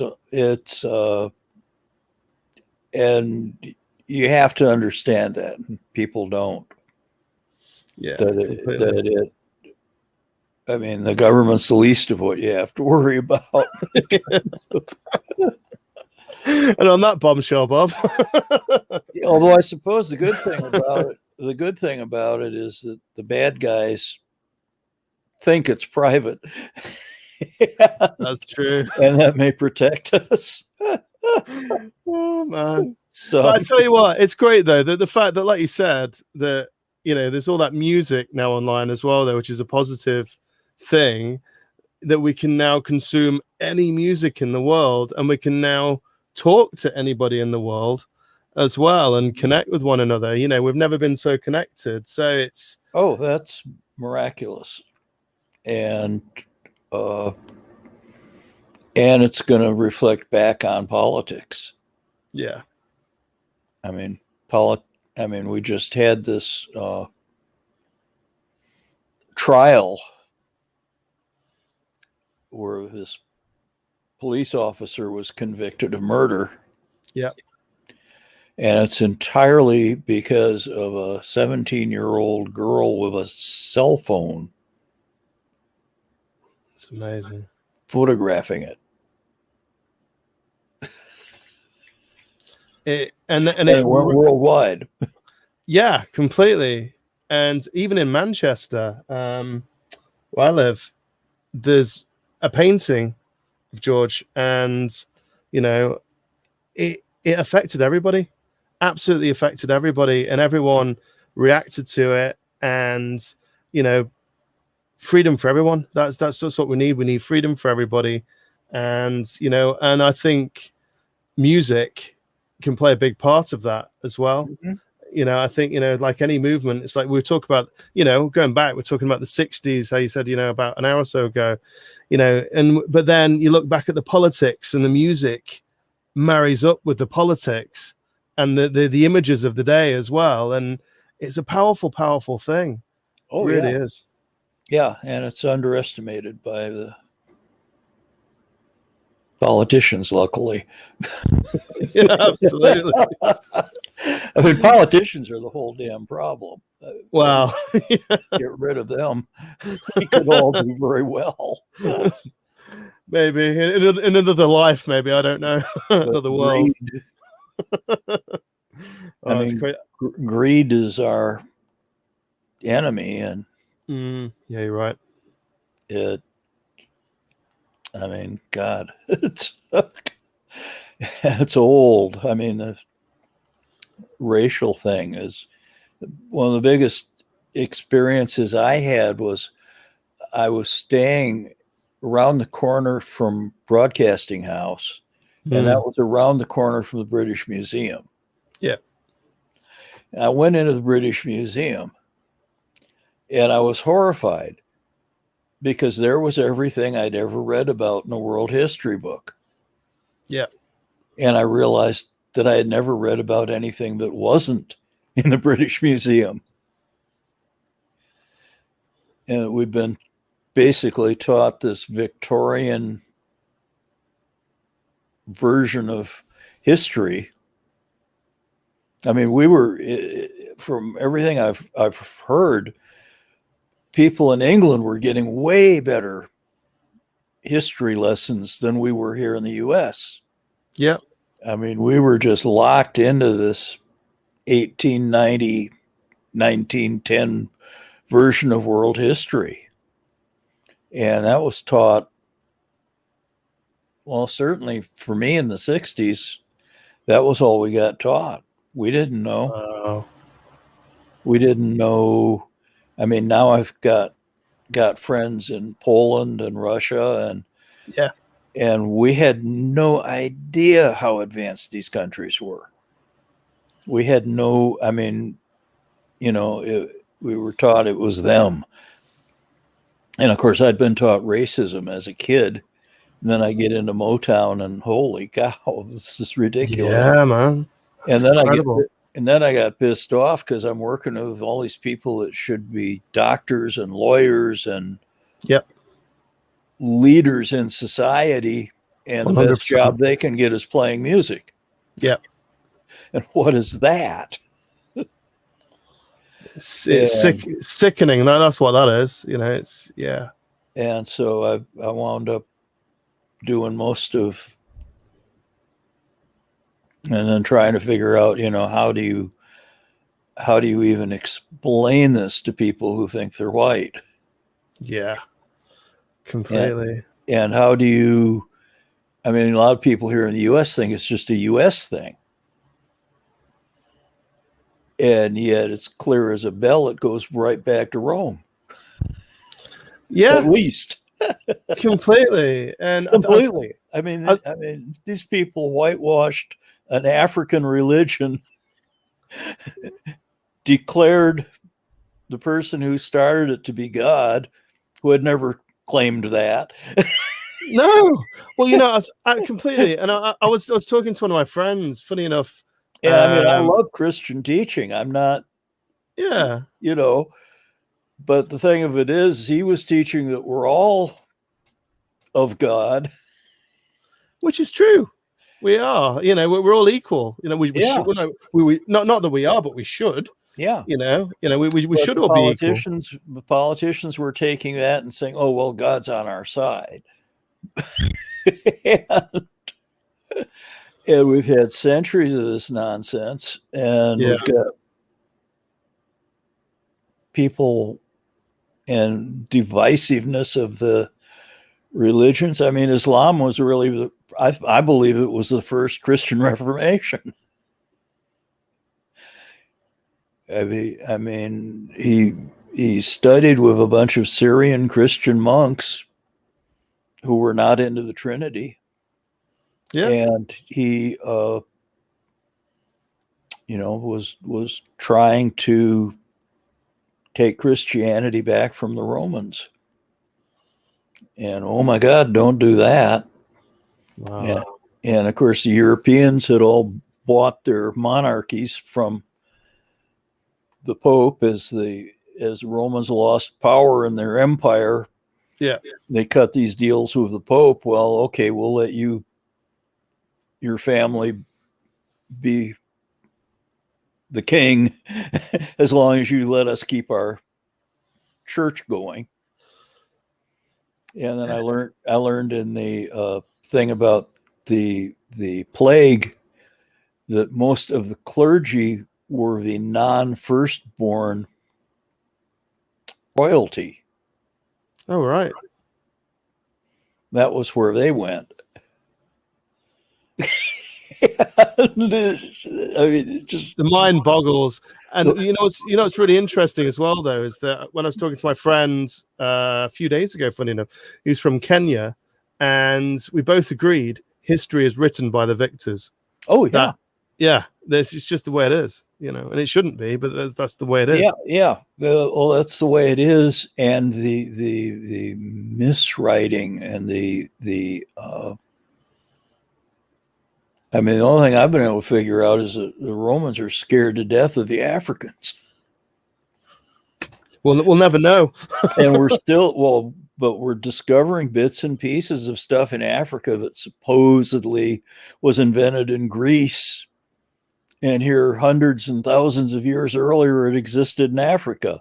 Hello? Yeah. You begin to realize that all of his history is so politically slanted that that we really need to take each other way more seriously than we do. Yeah, completely agree with you. And stop wasting talent. Yep, 100%. Yeah. So anyway, Bob, you've absolutely made a massive valid point. We're all equal. We should be, or more to the point, we're not all equal, and that's the sad thing. We should all be equal, and everyone should be given an equal opportunity. And and it just goes back to the first topic of our conversation of today, is like music can bring equality. It can bring people together, and bring it on, man. Like, bring it on when the live music comes back. When the live music comes back as well, kind of bringing people together and movements happening. It's so important that movements through music happens. And we had a thing in the UK, dead quick before you go, where our politicians were not feeding kids in the schools, so obviously kind of with what was going on with COVID, the kids were getting paid school meals during term time, but then during when it wasn't term time, like during the summer holidays, the mums, like maybe single moms, single dads, whoever they are, the kids and the parents were not getting enough food to feed their kids. And then it took a footballer, a guy called Marcus Rashford, which you may have seen in the UK news, to actually point out and go, I was one of those kids that was impoverished and needed that support back then. Why the hell are the politicians not actually giving, the kids enough food to eat? Because everyone needs to eat. We're all human. That's what we need to function, And it's just like, and again, it goes back to this whole equality thing. And, I think what I feel, I don't know about you, but it's like with musicians and celebrities and sports people, they've got this platform.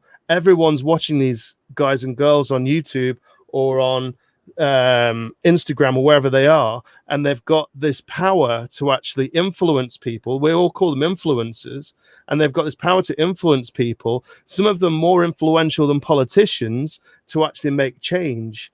And like what you said, for what's happened today, in the US news, change could happen. But as you said, that was a girl, 17-year-old girl, that took a photo on her phone, man. That's incredible. But that's how powerful influence can be. Yeah. Oh, video. Yeah. But that's how powerful influence can be, though, isn't it? It's mind blowing, man. This conversation's got deep, Bob. It's got really deep. Well, being at Motown was really deep. Yes. I mean, my problem has been, now what do I do? Yeah, exactly. Oh, Bob, thank you so much. Well, you heard Stevie's talking of moving to Kenya. Pardon? Stevie's talking of moving to Kenya. Really? Yeah. No way. Yeah, he's real interested in finding out what's going on there and doing what he can do to improve the situation for people. Brilliant. Which is just so inspiring. I mean, he's the smartest person I've ever met. I mean, he is way underemployed, as fantastic as his career has been. Yeah. What a legend. It's just, yeah. I mean, completely. Absolutely amazing musician and inspiring for so many. What else can we say about Stevie? Yeah. It's just, and he I mean, his approach was fascinating, because the reason he played all the parts was because he would create a cast of musicians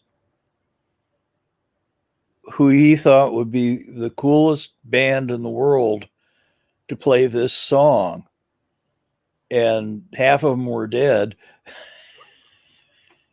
Oh, no. And he would perform what he thought they would play.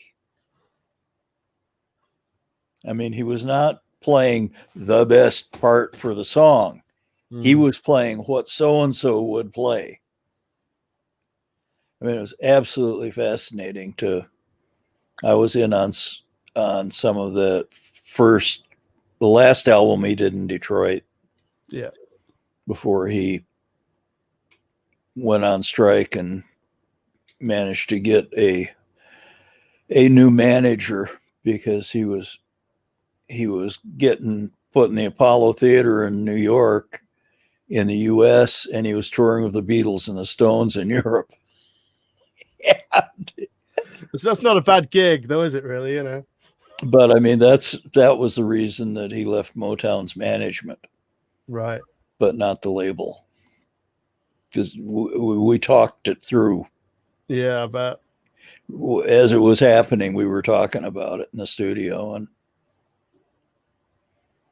and he was funny. One of the funniest moments was a friend of his had managed to get the private phone number of the president of Columbia Records. Okay. And there was a phone in the studio that didn't have a dial on it. Right. That was for important calls, if management wanted to reach. So Stevie had learned how to tap the buttons on they called it a hook switch. Yeah. And had learned how to dial the phone doing that. And so he called the president of Columbia Records on a phone that you were not supposed to be able to call out on. Oh no. What happened? Nobody answered, but all right. But it must have been priceless when they got that phone bill for that. That was back when they had to pay big time for long distance calls.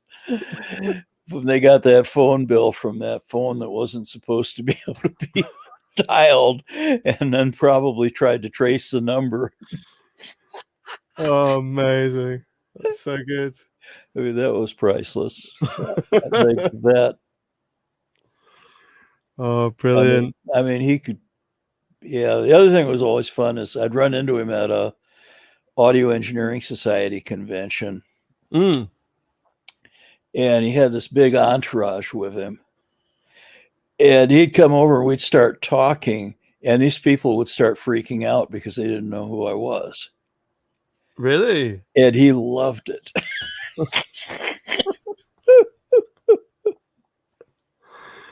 Oh, brilliant. It was priceless. But I got to say hi on a video. We did a Zoom of one of the arrangers at Motown. Yeah. Paul Reiser. Okay. And oh God, here I go slipping on names. It's all right. Oh, I'm trying to think of somebody's name. Anyway, this mutual friend of ours was on the thing. And while we were talking, he called up Stevie and got him on the phone and told him I was there on the Zoom. And Stevie jumped right in, and he was all excited that oh, cool to have that, which was really an amazing experience. Yeah, so, but the thing is, that Stevie, he means so much to so many people, but the fact that you were so important to his journey as an artist. And I think maybe, I don't know if you agree, Bob, but I think sometimes as engineers, we maybe forget how important it's about serving the artist, but we forget how we can be excited with the artist about their music. And I hear so many times that engineers, where they basically get an artist through the door, they go, "Yeah, mastered your track, see you later." Whereas I like, yeah, you're laughing, but it's true though, isn't it? Yeah, But I it's like, know. but then you get some engineers where they go, "Tell me about your music, tell me about your history, tell me about your background." You find out and become friends with the artist. And I've had artists before that I've mastered, and I've gone, "Well, okay, I know someone that might be interested in a magazine, or a YouTuber that might be interested with connecting with you," and just giving people those connections and those opportunities. I think it's great, again, because we've got the platform that we can now do that. Yeah, I should do that more. Yeah, why not? It's I good. mean, It's good I'm fun. sitting here thinking myself, why don't I do that more? Yeah, do it. Completely do it. Because I mean, that's the thing. The thing everybody misses about studios is that, well, a single standalone studio couldn't really make any money, so it had to be at least 2 rooms or 3 rooms for it to be able to turn a profit. Yeah. And those 2 or 3 studios became a little scene. Everybody's working on their record, but out in the lounge, there's all the others, and there's these relationships, and that's, a whole lot of us miss that kind of thing. Yeah. I mean, I kind of dropped it when I got to California, and that's one thing I've regretted is that I signed on to the home studio thing way too early and missed a lot of relationships I could have had, although I had a lot of other long distance relationships, and I got to work with, I got to sort of become a hippie. Nothing wrong with that. And yeah, well, what's funny is I got a horrible haircut in Detroit and just stopped cutting my hair. So I was the guy with the long hair at Motown. Okay. I go to California, to San Francisco, and one of the early people I met, the bass player in his band was a barber, and he was a really good barber. And so I started cutting my hair, and I actually had a haircut in California. Then we moved here to Nashville, and the first barber I tried turned out to be his brother turned out to be a friend of the band I'd been working for. Oh, wow. So we had a relationship, and then his shop disappeared, and I tried somebody else, and it was terrible, and I haven't got my hair cut since. Go with the hippie look, Bob. Why not? Yeah. And then I went for the beard when lockdown began. I started experimenting with it, and my wife thought it looked kind of distinguished. So, because I've been doing the British short thing. I got into that in Detroit with Andrew Oldham had that look. Okay. And when I worked with him it was a thing that I thought was kind of cool. And so I did that. Yeah, he was a character. God. Oh, man. Yeah, I got to work with Oldham, Mickey Most, and wow. Tony Clark. Tony Clark had Rare Earth sounding like the Moody's. And then the band decided they hated it. And so none of that stuff ever came out, but it was very interesting. And Jeff Beck and Mickey Most came in, and they weren't speaking to each other. Oh, why? but they booked the thing to go to Motown, and they weren't. Neither one of them was ready to pass up on it. Okay. And so that was an amazing thing to record. Although not the greatest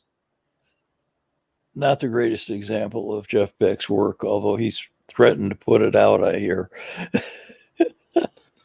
What a guitarist, though. Jeff Beck is, phenomenal. Absolutely phenomenal guitar player. Fantastic. Bob, well, anyway, yeah, it's great. It's absolutely awesome. Any wise words to leave us with, Bob, before you go today? Well, just again, you never know when you're making history. So you have to treat each thing you do as though you might be making history.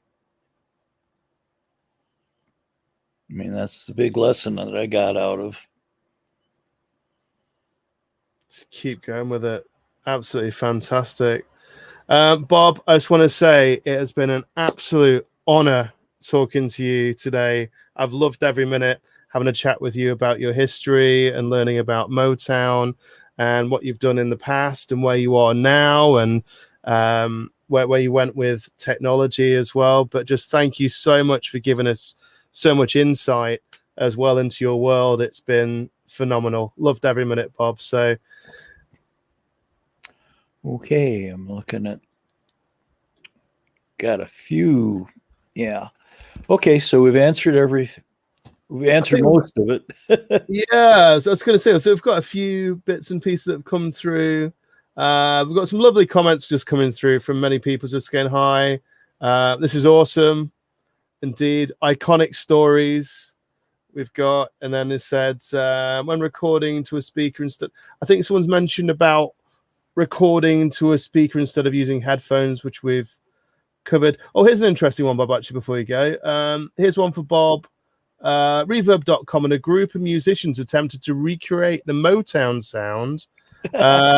Would be cool to know how well you thought they did. So there's a link if you want to check that out, Bob. At some point, I've seen that they had more signal processing on every microphone than we had in the whole control room. So they're cheating, yeah. People just assume all this stuff. I mean, well, we had like four to six equalizers in the whole room. Really? Nothing on separate inputs. Okay. When we got into Golden World, it was a 18-in console with 14 equalizers, and there were Neumann equalizers that were pretty good. And that was the only studio we had with EQ. But on the other hand, it was solid state. And so it turned out you had to EQ, whereas with the tube one, you just plugged it in and it sounded good, and boom. Away it went. And that's another thing that we've lost is and people are into all of this saturation nonsense, which, I mean, really the difference was the amount of headroom we had. Yeah.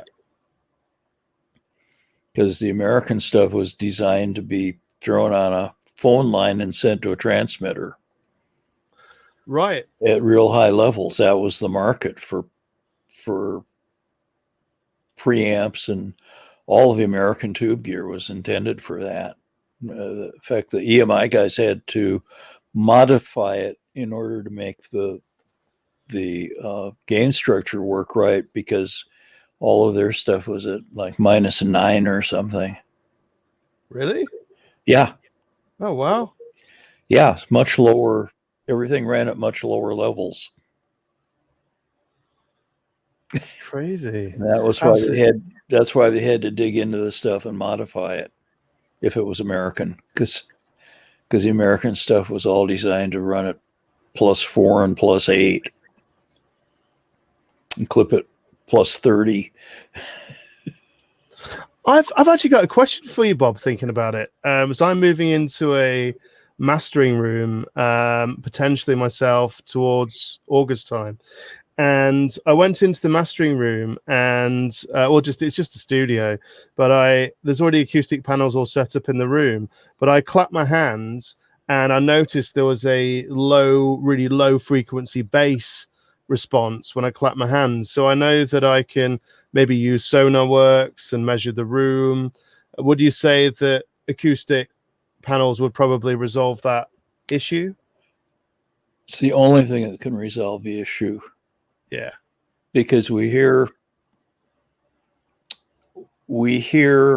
the sound of the room separately from the sound of the speakers. Yeah. So the only thing you can do with EQ is correct the anechoic sound of the speakers. They figured that out in the 80s, in the late 80s and 90s. Yeah. And then it all got forgotten about as people were selling equipment and stuff in the last 20 years. But the way they did it was they would do and I think the SonarWorks guys may be doing something like this. They would send a pulse out to separate the speaker from the room. Yeah. And then you would measure the pulse, and you'd correct to optimize the pulse. Yeah.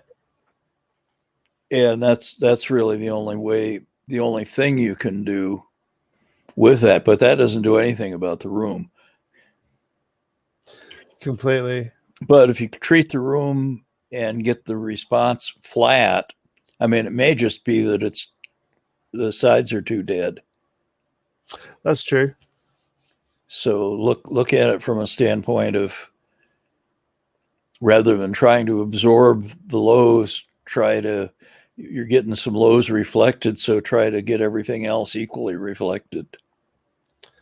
That's fantastic. Thanks. But well, interestingly enough, I know the chap that actually built the room. As well as funny enough, is actually one of our moderators on Produce, Mix, Fix, and Conquer. And so I'm going to have a chat with him as well and see how we can tackle the room. But that's great insight there, Bob. Really appreciate that. Yeah, we had the first equalized control rooms, probably, well, the first that anybody at B&K had ever heard of. Oh, right. At Motown. Yeah. I mean, we did the whole dance and back again and learned what didn't work. And it's trial and error. It's been fascinating watching people since then, and they have their own trips of this and that. And, oh, completely. You kind of lots of eyeball rolling. I mean, basically, you can tell a good room. You can just walk in. Have you ever walked into Studio 2 on Abbey Road or? No, I've never walked into Abbey Road. The best studio I've walked into is actually my friend, a guy called Chris Hughes. There's a studio near Manchester called Oscillate, and in Oscillate, it's a £500,000 studio, and it's all beautifully designed. There's a beautiful Neve Genesis console there, and beautiful outboard gear as well. But and they've got huge ATC speakers in there as well. But as you walk in, it just sounds not perfect. I know nothing's perfect, but to me, it's as close to perfect as I can imagine. But is Abbey Road, I'm guessing, when you walk into Abbey Road, does that just sound right as soon as you walk right in? There. Yeah. And the old Motown studio was right. And it isn't, and I'm not talking about listening to speakers in the room. No. I'm just talking about the room. The sound of your feet, the sound of I mean, one of the better ones I was ever in was a pizza restaurant in San Francisco. Okay. And blew my mind. And it had a wooden, it had a wooden ceiling with what looked like a trellis on it. Yeah. So it just really broke up everything. It was live. It was not dead at all. And it's just the sound of the dishes, of everything was just perfect. And I was just sitting there going, oh my God, I wish this was a studio. Did you ask the owner? Did you inquire with the owner and say, excuse me, but could I potentially turn this into a studio? Or did you never have that conversation? No, it was, but there was traffic noise and all kinds of things that would keep you from doing that. But just hearing the ambience so perfectly balanced. I mean, in this case, totally by accident, but but Studio 2 has that quality. I mean, walk into it. Amazing. And the Motown Hitsville studio had that, which was a lot of the design was by John Wendt. If you saw the video. Yeah, I did. And it was based on the ideas of RCA Victor. Yeah. Which, of course, at one point they were running EMI, HMV. So there's a link there. Amazing. But the idea of the construction being that the reflected sound has a flat response. Right. Okay.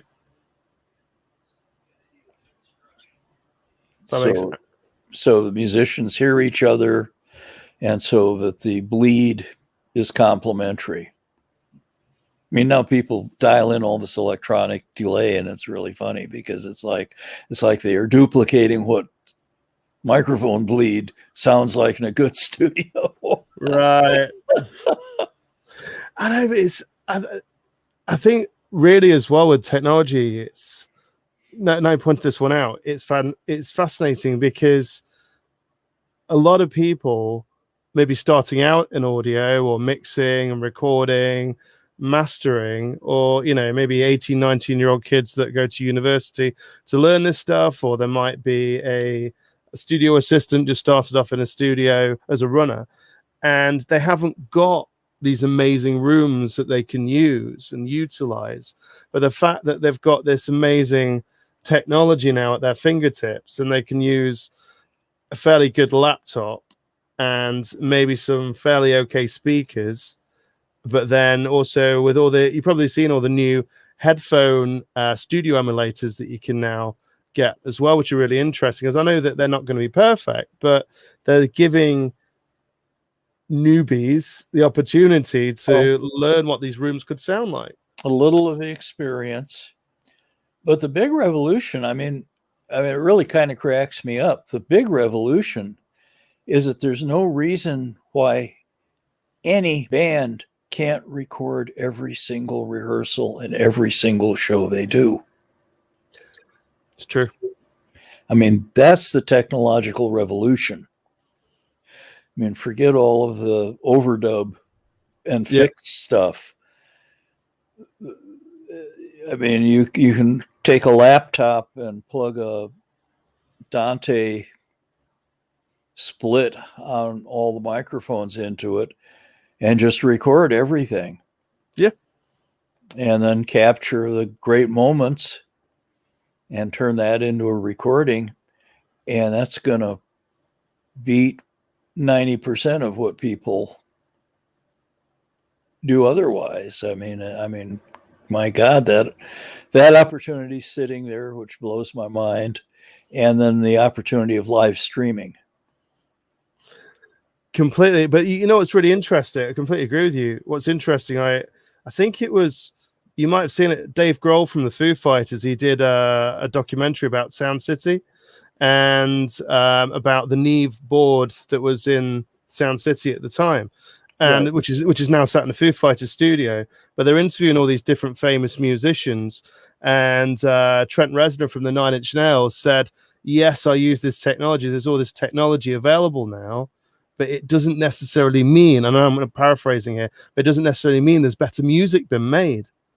And like you said, though, Bob, it's like, why isn't that? Because technology's moved on, why isn't better music been made now as well? Why, we keep looking back going, oh, those were the glory days, but why can't we have the glory days now as well. Where are these bands, Yeah. But then again, I think it's very hard at the minute, especially with the internet. And we were talking about politics a while ago about fake news and how things can be misconstrued and all that sort of stuff. But for bands trying to actually get heard above the noise, excuse the pun, it's so hard for bands to actually, there might be the next Stevie Wonder or the next Marvin Gaye, some kid that's like 14, 15 that is just phenomenal and could blow everyone's mind. But no one's ever going to hear them potentially, because there's like all these, not necessarily crappy, but there's all these other people that, there's more noise about them than the actual potential legends, that could be, and auto-tune as well. And I know that we on the community, we've had conversations about auto-tune. Anyone these days can be a pop star technically with auto-tune, but yet for someone to actually sing in key, pitch perfect, and have an amazing tone, it's rare, and there must be some amazing legends out there that can flip it all on its head, but time will tell. Yeah. Well, one thing I've found, I've picked the brains of every famous person I've ever met. And one thing most of them have in common is they had their first record deal before they were 21. Okay. And most had their first hit on their second record deal. Right. That's interesting. And they were doing their first shows when they were 15, 16 years old. And a music teacher told me that there's research that shows you probably hit your maximum level of musical talent at 15 or 16. Oh, right. Which is, that blew my mind. It was like, oh, yeah. Well, actually, what happened was I was recording this high school choir and band. And I was going, my God, this is good. And I went to the teacher afterward and wanted to know why, what's going on here. And he said, oh, well, it's their age. And it was like, I put that together with what other people had told me. I went, yeah, oh, okay, I get it. And, you don't. And unfortunately, kids can't. When I was in high school, there were 3 or 4 bands that each of the band members was making around $100 a week in 1963, 1964 dollars, playing gigs on the weekend in high school. And today, it's only rich kids playing gigs. That's true. Because most kids can't afford it. And yeah. But that's the technology, at least with streaming or with, this can get turned around. It's just not people trying to do things like was done in the 80s or something. Yeah, that wasn't the secret. Let's go back earlier. Go back to how it was done in the 50s and the 60s and the 40s because doing it that way is dirt cheap today. Yeah. And you don't need the ultra fancy stuff to do it. You got incredible technology for next to nothing. Even on your cell phone. Cell phone, you've got a DAW that you could, I don't know, download for $10, $20 and, record, your, keyboard. You can download a keyboard app or download a, vocal app or whatever it is. And you can make music and upload it all on your cell phone. Yeah. That's crazy. And get 4 or 5 people together doing that. Yeah. And then when they can be doing it together in a room, it's promising. It just isn't going to be. I mean, the other thing is everybody I ever saw that was successful took an end run around how everybody else did it. Mm. I mean, really, Berry Gordy did. The Beatles did. Yeah. I mean, there was absolutely nothing conventional about the Beatles' career. No. And it was more outside than I should talk about. It was way outside. And Berry Gordy, he realized that you had the musicians in Detroit from the broadcast and advertising industry like you had in Chicago.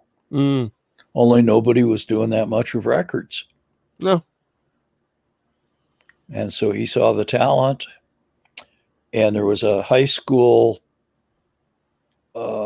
living room concert scene of kids that were doing a cappella singing and going around to each other's house and so forth.